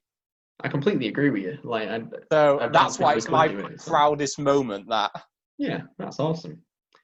Finally, Jordan, this totally isn't an improvised answer. Not improvised at all. What is your proudest cosplay moment? This is a weird one, but it's at YCC, and it was doing the combination of two things of doing Blake with doing the Ruby panel. Ah, yeah. All right. The way it's because at that moment, and this is more of a weird one, because like looking back, it's at the point in the day I looked back over like a little bit like my teenage years in life. Yeah. Even up to about 3 or 4 years ago, I think to myself, I'd have never done half the stuff I'd have done. I was too shy. I was really timid. I barely talked to people. Yeah. So to me, it was like the culmination of that, of to actually get up and do something like that, talk in front of people, be okay with it, and then just realise how much it's changed everything. I kind of felt that's when I felt a bit proud with cosplay and stuff. Yeah. Of how much, how positively affected it has on me. Like it was that day, that's why it was one of my favourite cons of last year. Oh, right. Yeah, that's actually really cool. So that was almost like the moment where you were like, damn, things have changed and I'm happy that I have, sort of thing. Yeah. I like that. That's actually quite a nice answer. So when I wore that dress at the ball, I believe that was the first time I'd actually worn women's clothing. I don't think I'd actually cosplayed a female before that point. No, you hadn't. Well, you hadn't cosplayed a female since you did Glinda. Oh no, I've done Ruby, but yeah. Yeah, but did you? Yeah, but I think you did. Didn't you do Ruby after Glinda? No, because I did Ruby last Christmas. You did. Never mind. Please continue. But yeah, I think the weirdest thing about it was the fact, because it was Jean in a dress, it wasn't meant to be a female. Yeah. Which was obviously the weirdest thing. I think there was only one, because it's quite a comfy dress, to be honest. I don't mind wearing it. That's why I did the thing at, I think it was Manchester, or was it Birmingham, where I had it underneath or whatever. Oh God, yeah, I remember that now. Yeah. Jesus. But the worst thing about it, and it's been fixed now, thank God, is because it's made to be a woman's dress, it's made to have woman's breasts support it up. But because I don't have that, it falls down. And it's not like it just flaps down. It's the whole dress slides down. But thank God I've got invisible straps and, like, basically tied them on now. So that's never going to happen again. But thank God. Yeah, that was the worst thing about it. It was just the fact it kept falling down.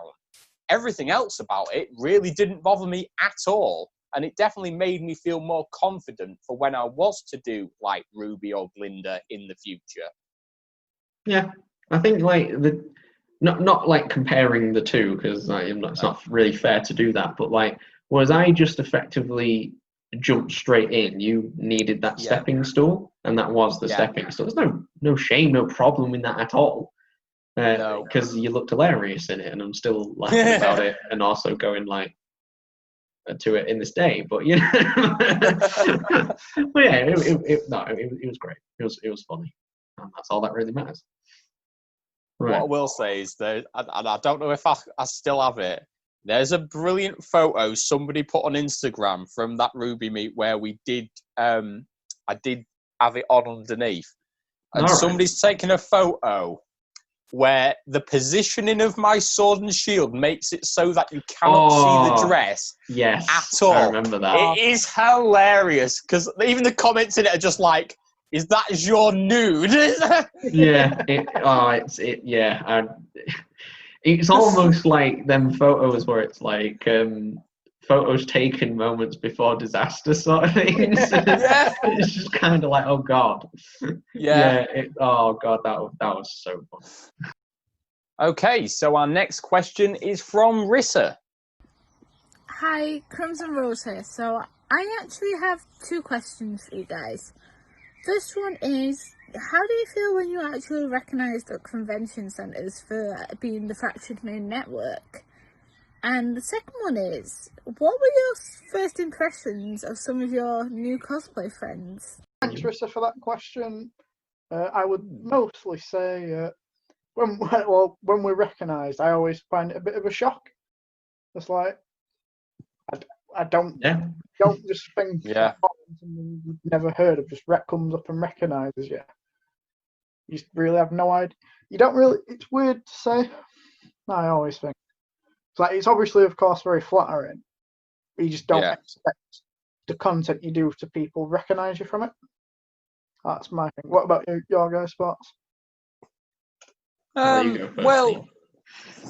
Well, it has happened in the past. The one that stands out was when, I believe it was MCM Manchester we was at. We'd barely even got to the convention, and we're just walking down the queuing system, and just somebody, I'm not even sure who it was, thank you, whoever it was, just randomly shouted out, "Hey, Fractured Mòon Network." Yeah, they did. I remember just being startled by what? Who was that? Just because it was just so random and out of nowhere. And because there was it was quite fairly crowded at the time. So the fact that somebody not just recognised us and felt the need to shout out to us, really, I was like, oh, that's really nice, because it's like a literal shout out. It's just, oh my God, it was just so out of nowhere, but nice at the same time. Now that you've mentioned it, I do remember that, and that is that's something I feel like I wish I would have remembered. But yeah, I mean, in all honesty, when we get recognised by, even if it's just kind of out of nowhere, because there's been several times where quite literally you two haven't been near me or whatever, or you've been close by but you've not realised or something. There's genuinely just been someone just gone, hi, I like your videos, and I've just been like, thanks a lot. So, I didn't see that coming. I'm like, I don't really know how to respond, but I'll just say, thanks a lot for watching and everything, and that's kind of it.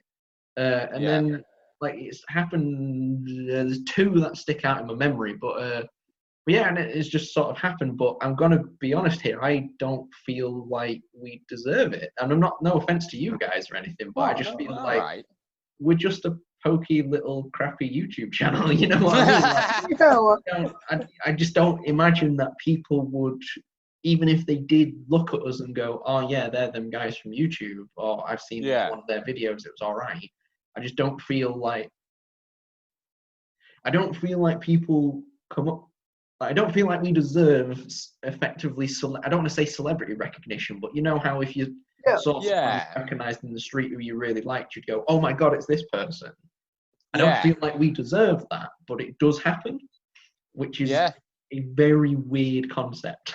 It is odd, isn't it? Yeah. It is very strange. It is very strange. What shocks me more is when people recognize individual members, which I know sounds a little bit silly, but all right. Basically, when people call you by your name, I guess is what I'm getting at. Oh, right. That does feel weird, because I imagine if you're just walking down the street and someone goes, "Hi, Stephen," or "Hi, Jordan," you'd be a bit like, "You?" sort of thing. You'd be like, "Who dis?" Yeah. And I feel very much the same way in that, and it just feels very strange at cons for that to happen. So yeah, I kind of don't feel like we deserve it, as weird as that sounds. So, but thank you for doing that. It is genuinely an honor when people do see us and everything. It's awesome. It is awesome. I will admit that. So, definitely. Definitely. But the other part, I will say about first impressions. For me, anyway, I always think that with the answer's in the question, really, to be honest, because what's your first impressions of your cosplay friends? Well, all I'm going to say is if you are under our classification of cosplay friend, you are our friend, and that says enough, really. Yeah. Because like, I'm gonna be brutal. There's a lot of people that there's a lot of people that everybody knows in life who you may not necessarily call a friend, but you know a lot of people. Well, like, I don't have a lot of friends per se, but if you're still a cosplay friend, you're still a friend. So that in itself speaks for itself, in my opinion. What do you two think? Like, Steve, we'll go to you. What do you well, very similar, like, off what you were saying. Like, in my opinion, you don't really remember the first bits. You just remember that you're friends with them and that you've had good experiences with people. Yeah. Like, I literally had to think about this for way too long to try and remember one Really? like first impression of a cosplay friend, just because I was like, yeah, I know these people, but I don't remember when I first met them and stuff like that, or like how I felt about them. And the only one, and this is because it's pretty recent, was a guy called Peter who I met at FebCon. And when I just gradually got talking to him, he seemed like a very nice, jolly chap. And turns out, he was that kind of person. He was a very happy, very friendly person. It turns out within, I don't know, 10 minutes, maybe 15 minutes talking to each other, it turns out he's actually a subscriber. And I was like, oh, what the hell? Okay. Oh, okay. Awesome.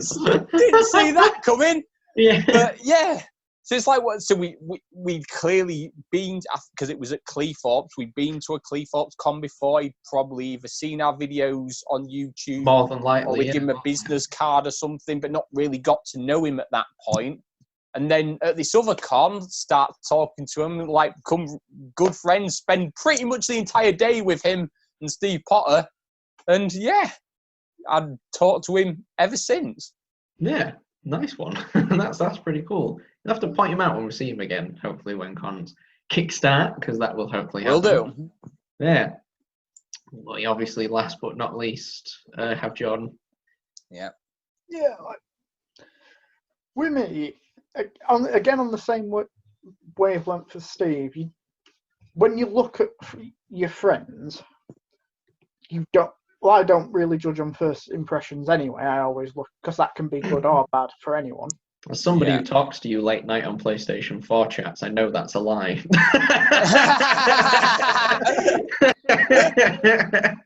Sorry, I just thought I'd make that joke. Dude, for the ladies and gentlemen out there, that was a joke. I mean, we do PlayStation, but no, I know that for a fact. That was a joke. Please continue, John. Like, you don't. To me, again on the same vein as Harry, I don't have tons of friends. So the fact that if I classify you as a friend, to me that just says it all.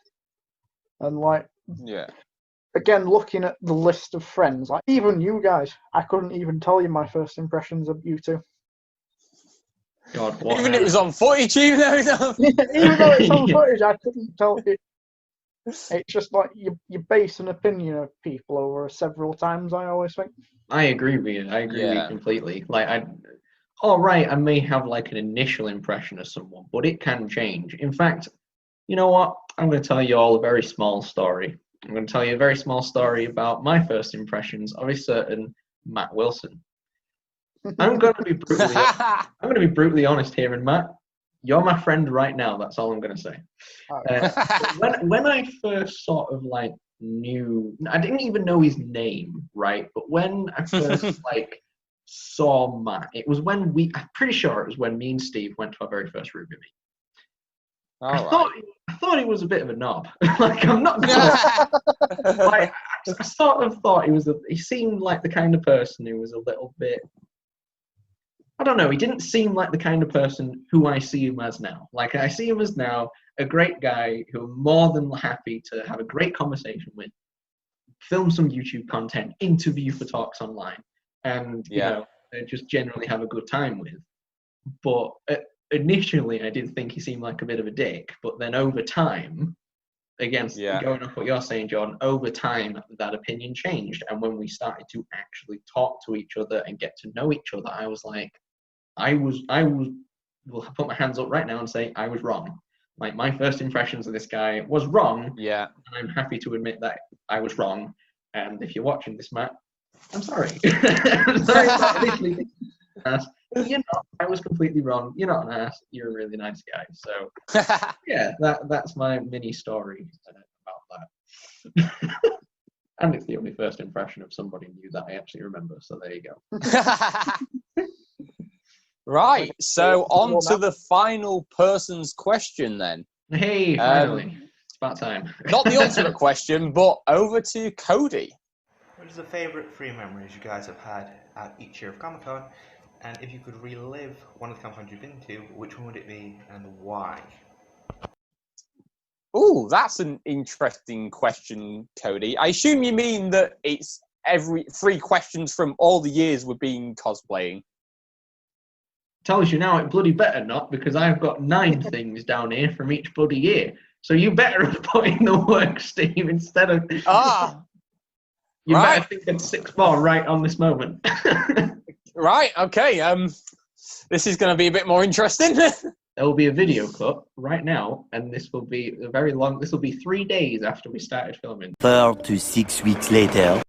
So I've taken it as 2017 June to 2018 June, because that was the first year of the channel. And what I've got is the cruise party, which technically wasn't actually at a Comic-Con, but it was going to a Comic-Con. Yeah, it was a Comic-Con thing. Hey, that's perfectly fine. The Comic-Con, I can't remember if it was on the way there or the way back. All I remember is it was just, I think it was on the way back. It was just hilarious. Yeah, all it was the laughs we were having. It was definitely the way like back. all the dances we were doing, embarrassing sort of dance moves we did with other people.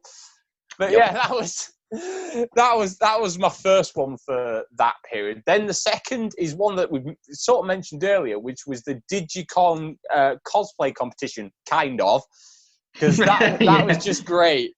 That was just great because there was just so many different random funny things that happened, even though we were freezing at the time. Like, that was brilliant.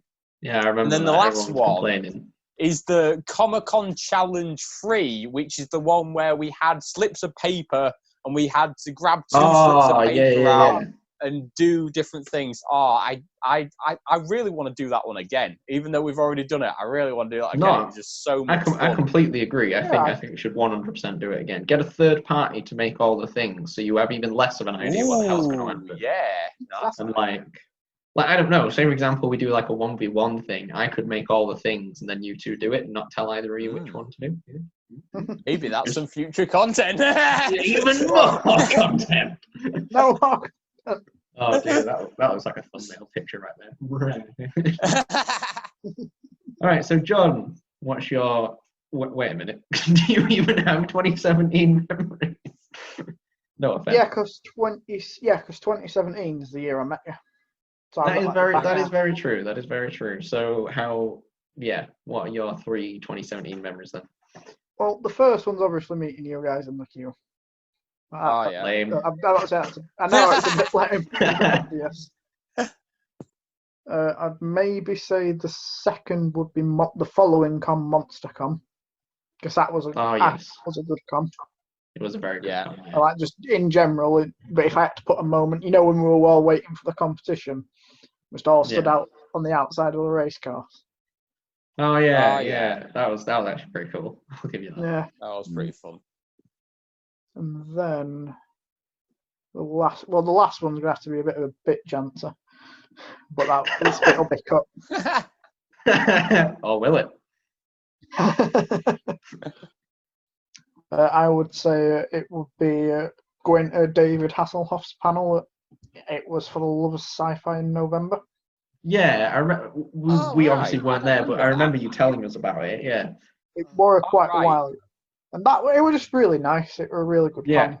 It were a good con for stuff like that. But yeah, they're like my best 3 months of 2017. Awesome.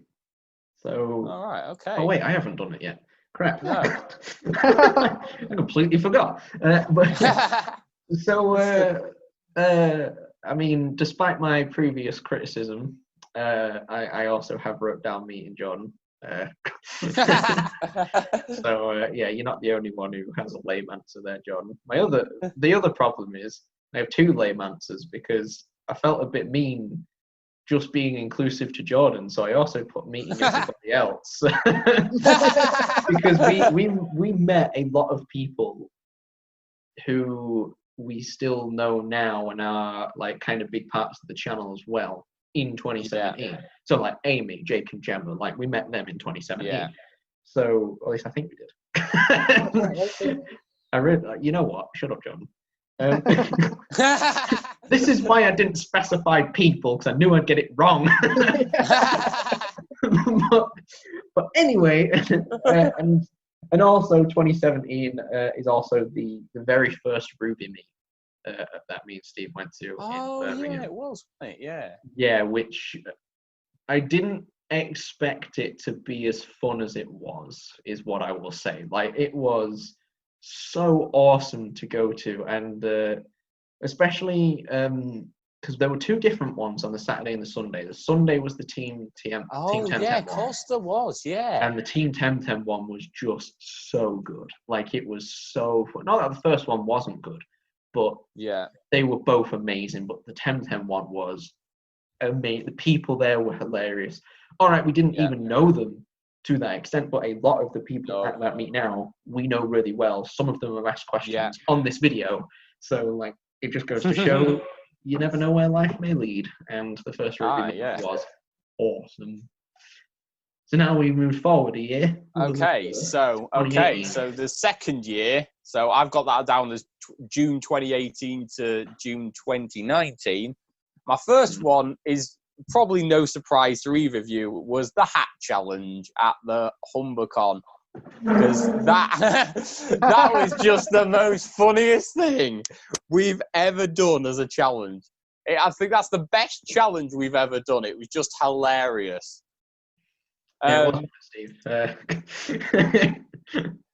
See, my next one was just one personally that I don't know why I enjoyed this so much, but it was at MCM Birmingham when I was in the God of Darkness thing. Yes. I'm realising I could slide on the floor. Like, just going down the con all the way back and forth on sliding was the funniest thing and funnest thing I've done in ages. I don't know, it's just the inner child in me just loved doing it. But I just kept being like, oh, yeah.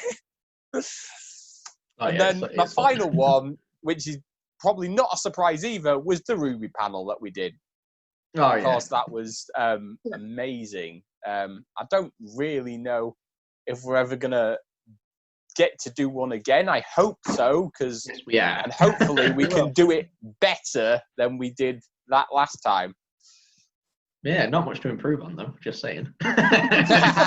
Yes, son. Next time we get longer, that's all we need. For Jordan, 2018 memories. Let's go. Just to clarify the difference, mine's the year 2018. So you've done bits since 2019. I haven't. Yeah, I'm with you on that one as well.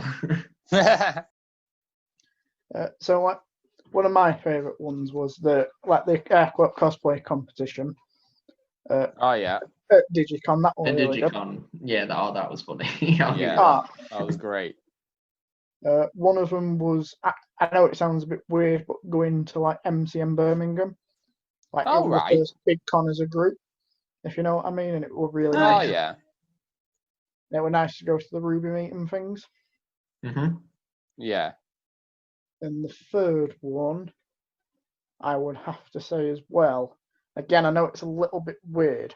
It's not really the con, but like the first year, like the first YCC, because it was the first time it were a con for a weekend, if you get me. And the con itself wasn't good, but the memories of stopping over were, if you get me. Right. Yeah. Oh right, yeah. Yeah. I mean, they were good. They definitely weren't a car crash, so they were pretty good. There's an inside joke for you. Going way back to Matt's question, there's an inside joke for you. But yeah, Yeah, they're pretty great. Mine sort of seem to go all over the place. There's a lot that you two have mentioned that I'll be real, I forgot about. But yeah, 2018, as possibly implied earlier, is also the hat challenge. It was just so random, off the cuff. If I hadn't done the crow performance, would have been the most awkward thing I've ever done at Comic-Con. I mean, I'll be real, part of me's never gotten over it. I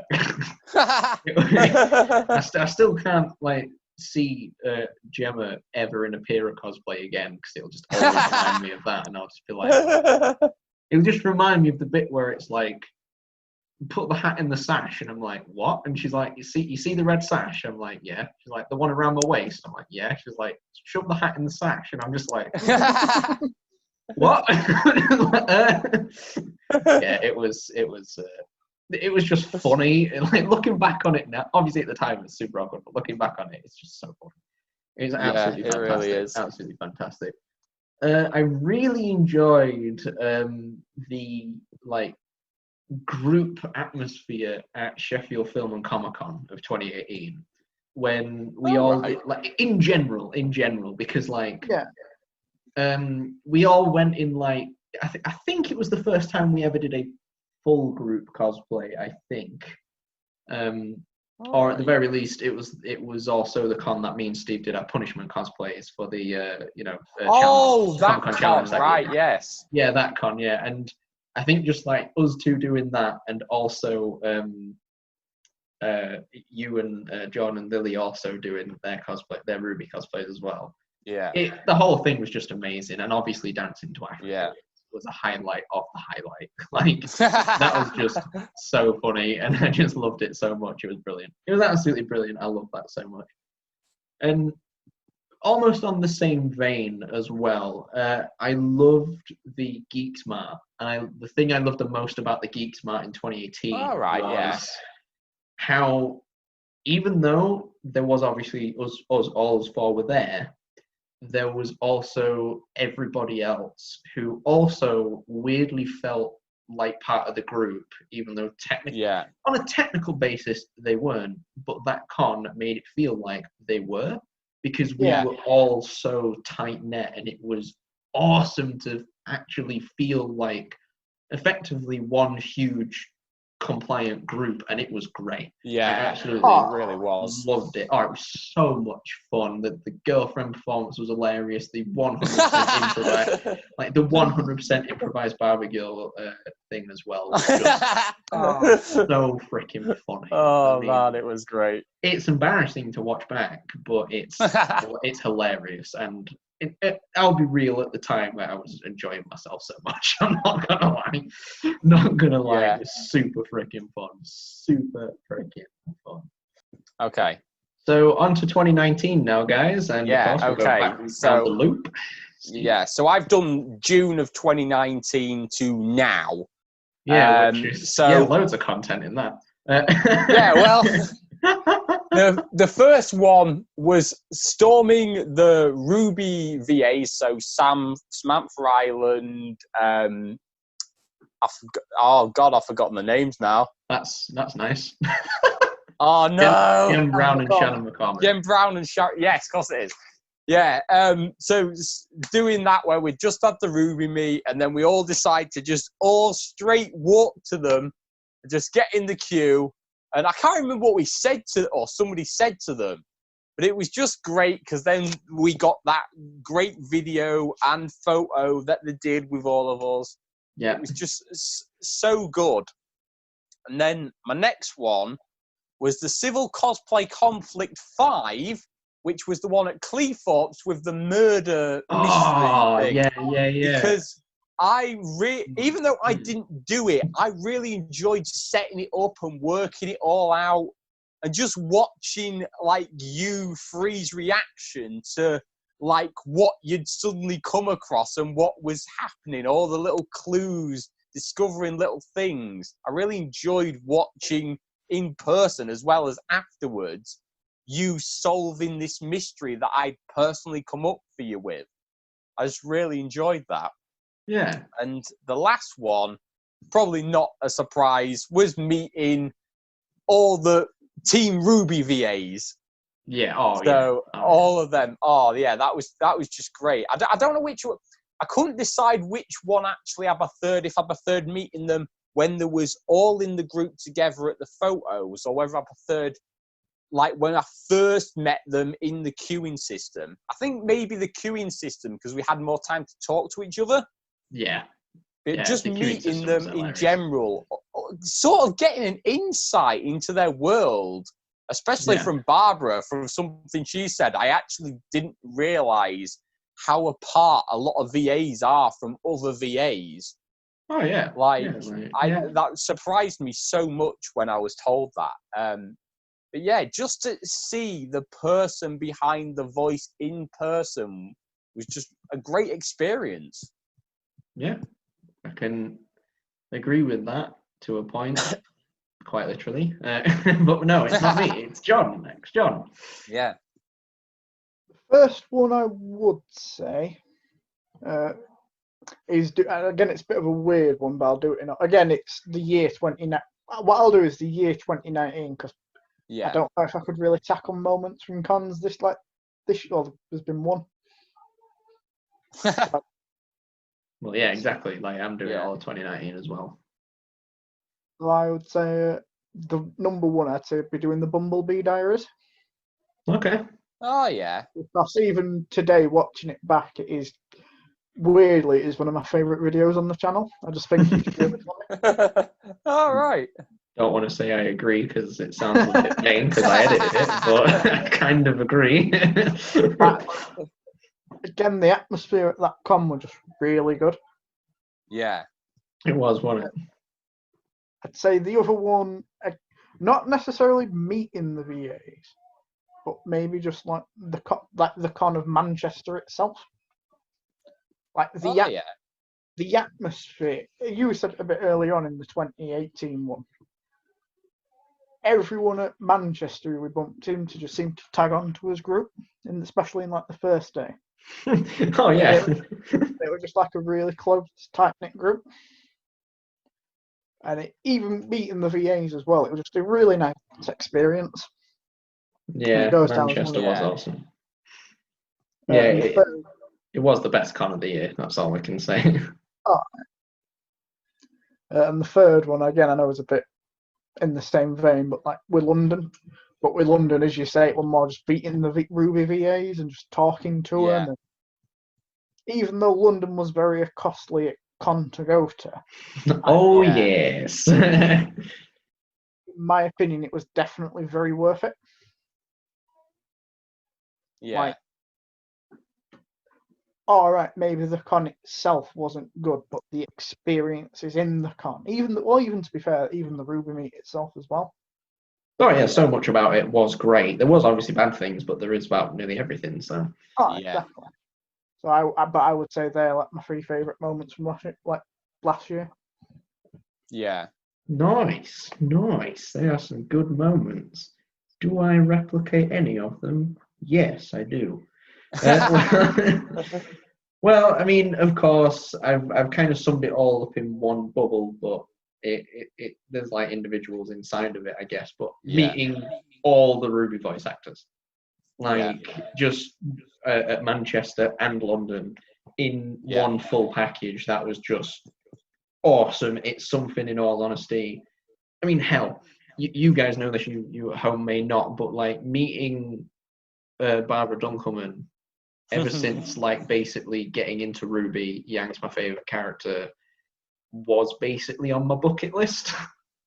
And well, hell, meeting the Ruby VAs in general was sort of like that. And so the fact that I actually got to do something like that, I almost don't care about the after effects really, because there are some, admittedly, like, you know, we owed Steve a lot of money after that con, and you know, it almost felt like Matthew was breathing down my neck all the time.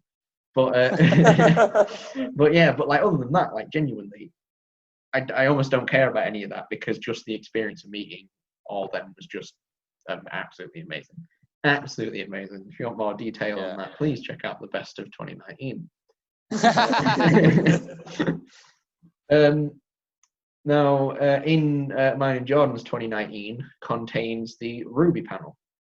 So, oh right, yeah, of course, yeah. You did yours is a little bit different to ours, Steve, but the Ruby panel is in our 2019. So the Ruby panel is something that I think we all wanted to do, or in a way, I almost feel like we didn't know if we wanted to do it, but when we actually got the opportunity to do it and were setting it up and preparing it, it suddenly was like, hang on a minute, this is something really big, effectively, for us.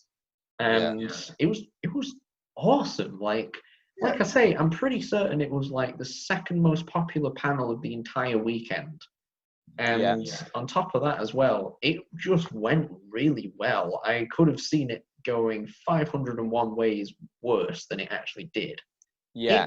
It was awesome. It was super, super fun. Like, it was great. And we need to do another one because it was so freaking good. Like, hell yeah, we're doing another one. Like, I know you questioned it earlier, Steve. No, I want more hope. I want some hope that we are going to be doing more. We are going to be doing another one. I think one thing I will say about the Ruby panel compared to like other stuff we've done, like Ruby Meets and that, we have hosted our own and done that. Yeah. But apart from the one at YCC, which we kind of hosted, but there was a lot of people involved in that one. It wasn't really just us that was sort of the main controlling one at that. But everything else we'd sort of done or been to somebody else's before, where it's like Ruby panel, we couldn't even find reference to one happening in the UK. Yeah. No. It was like, oh, okay, right. How do we go about this? Yeah. But we did a really good job. And unlike Bethesda, it just worked. But right, and my final thing from 2019, because I feel like I have to choose something from MCM Manchester because it was the best con of the year and one of the best cons, full stop, is the Content Police. I forgot about that. Because I'm gonna be brutal. I enjoyed doing. I was up for doing it. It was a hilarious idea. I didn't think it would be as good as I ever thought it would be. Like, it was genuinely hilarious. We've done it more than once as well, and both times were just stupidly hilarious and really random, but great. Yeah. Like, it's hard to almost explain, but I guess the best way to phrase it is that is kind of the closest cosplay that I think both me and you, Jordan, have gotten to a little bit of a questionable cosplay. Yeah. But because we did it as a 100% piss take, it made it great. It made it hilarious.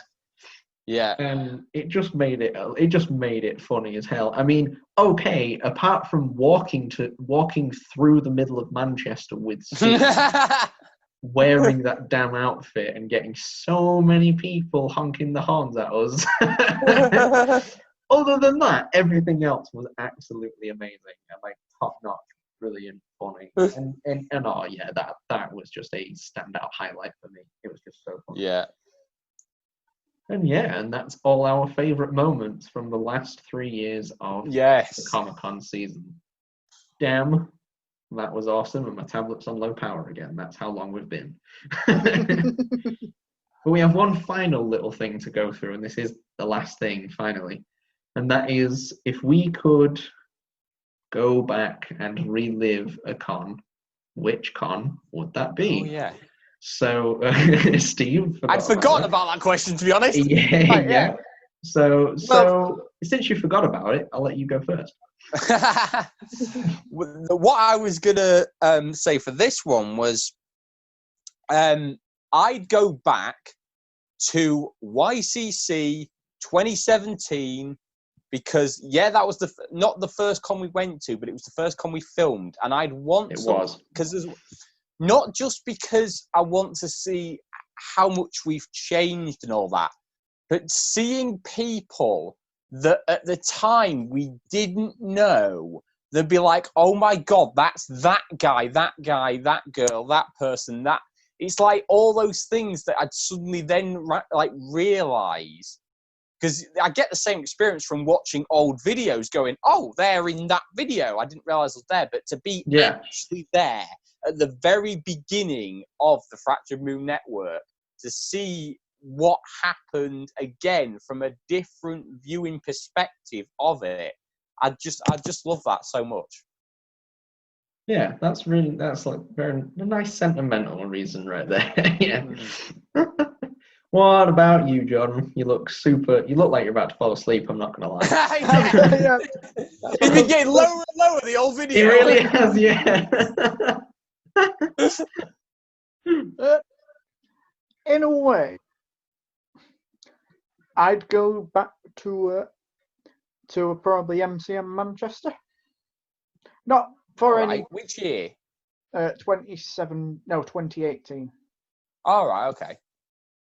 I wouldn't. It's not necessarily. It's to almost relive. It's all right. I've got two, so it's fine. What? Either make sure I'm filming or both. It's almost just relive it with foresight and effectively. Because we know the events and things. Yeah. Just in a way, make it better. For those who don't know, we won't go into major detail because there is a lot of details, and we don't want another 45-minute video. Let's just say there was a few things went down, and yeah. Yeah. Please do an MCM Manchester flashback. It's worse than Vietnam. No one died, thankfully. I mean, they probably should have, but. No, that's right.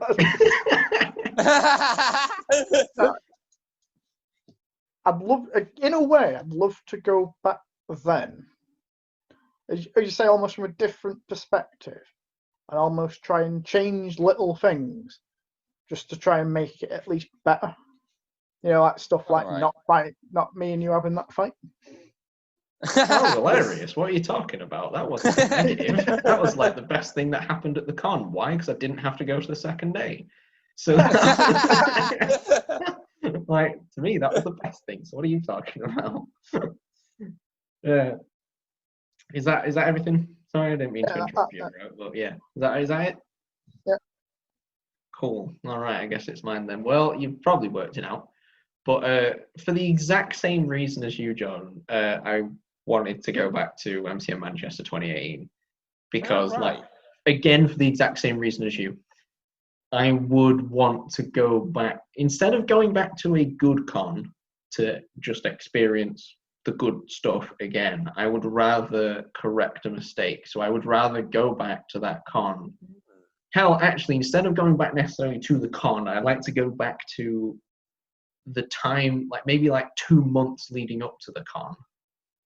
I know that's not the Comic-Con, but still, and then relive that con, because if you could argue, like, you probably won't really know what we're talking about here, but you know, we made plans, and those plans were the cause of quite a few problems, and because of that, if we could change those plans, the problems would never have happened.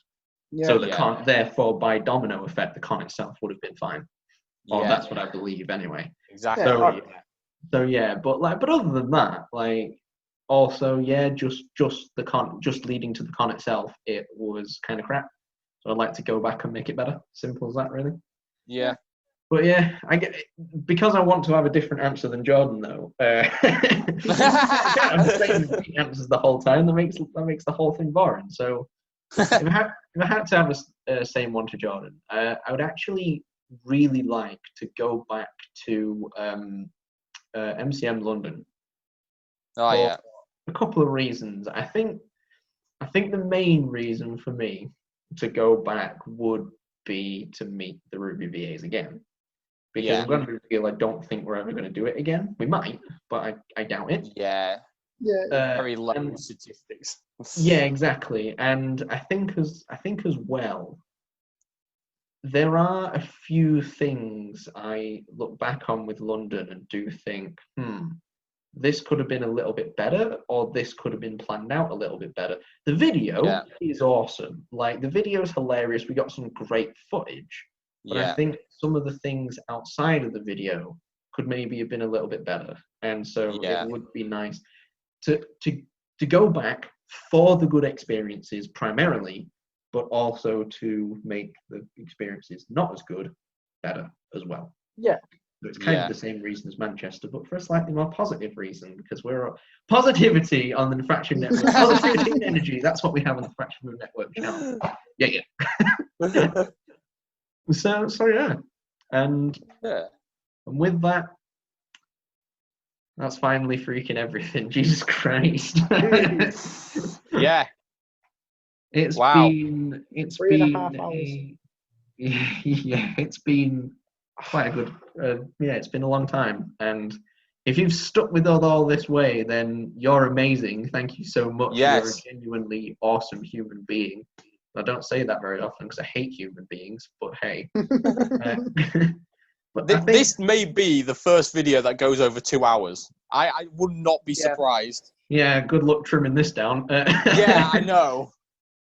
Yeah, and I think I'm just going to have like a little bit of a final monologue, I guess, and that is just I'm going to go maybe a tiny bit sentimental here, but like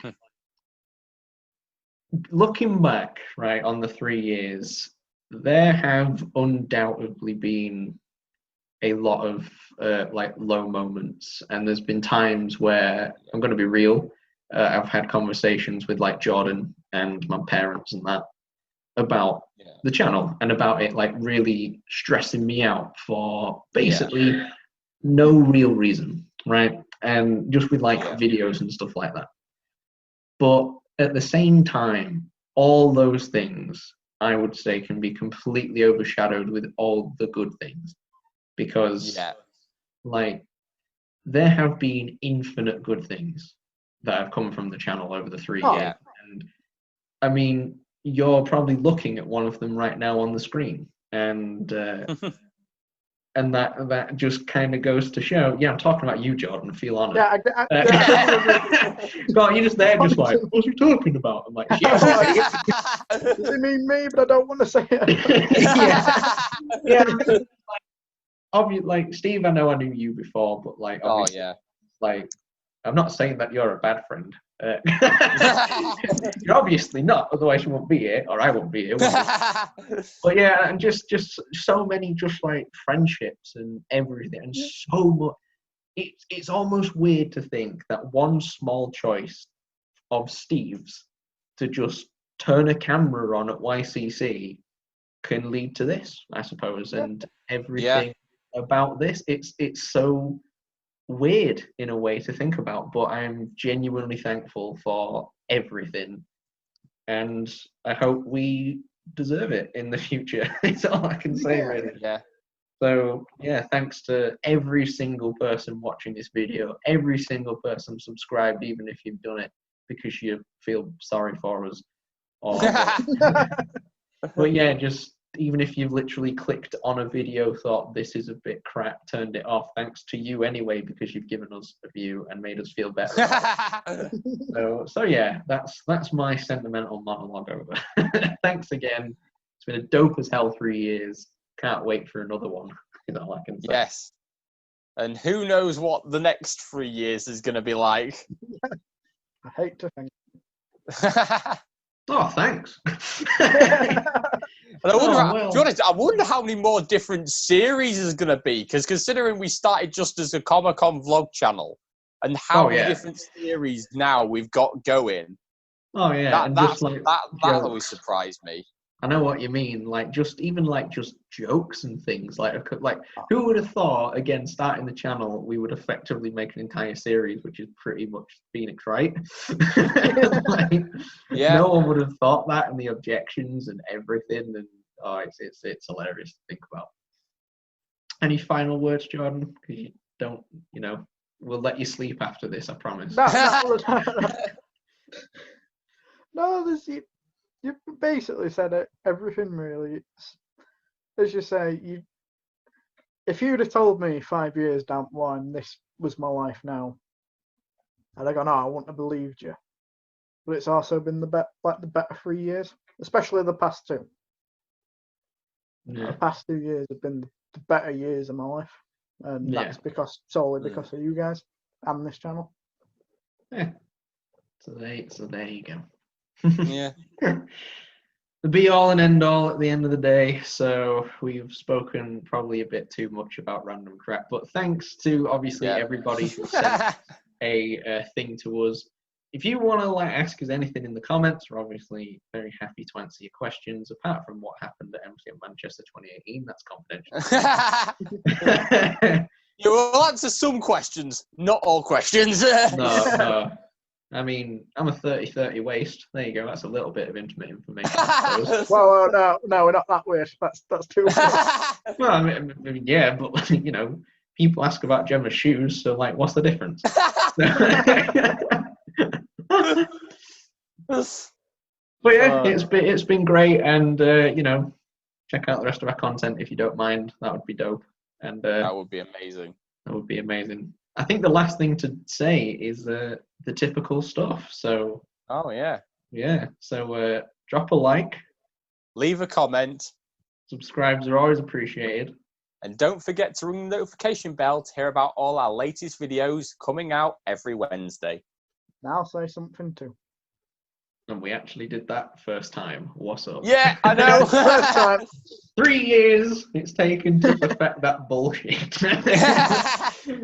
Oh, that's just amazing. But yeah, here's the 3 more years, guys. Cheers. Yeah. Clink.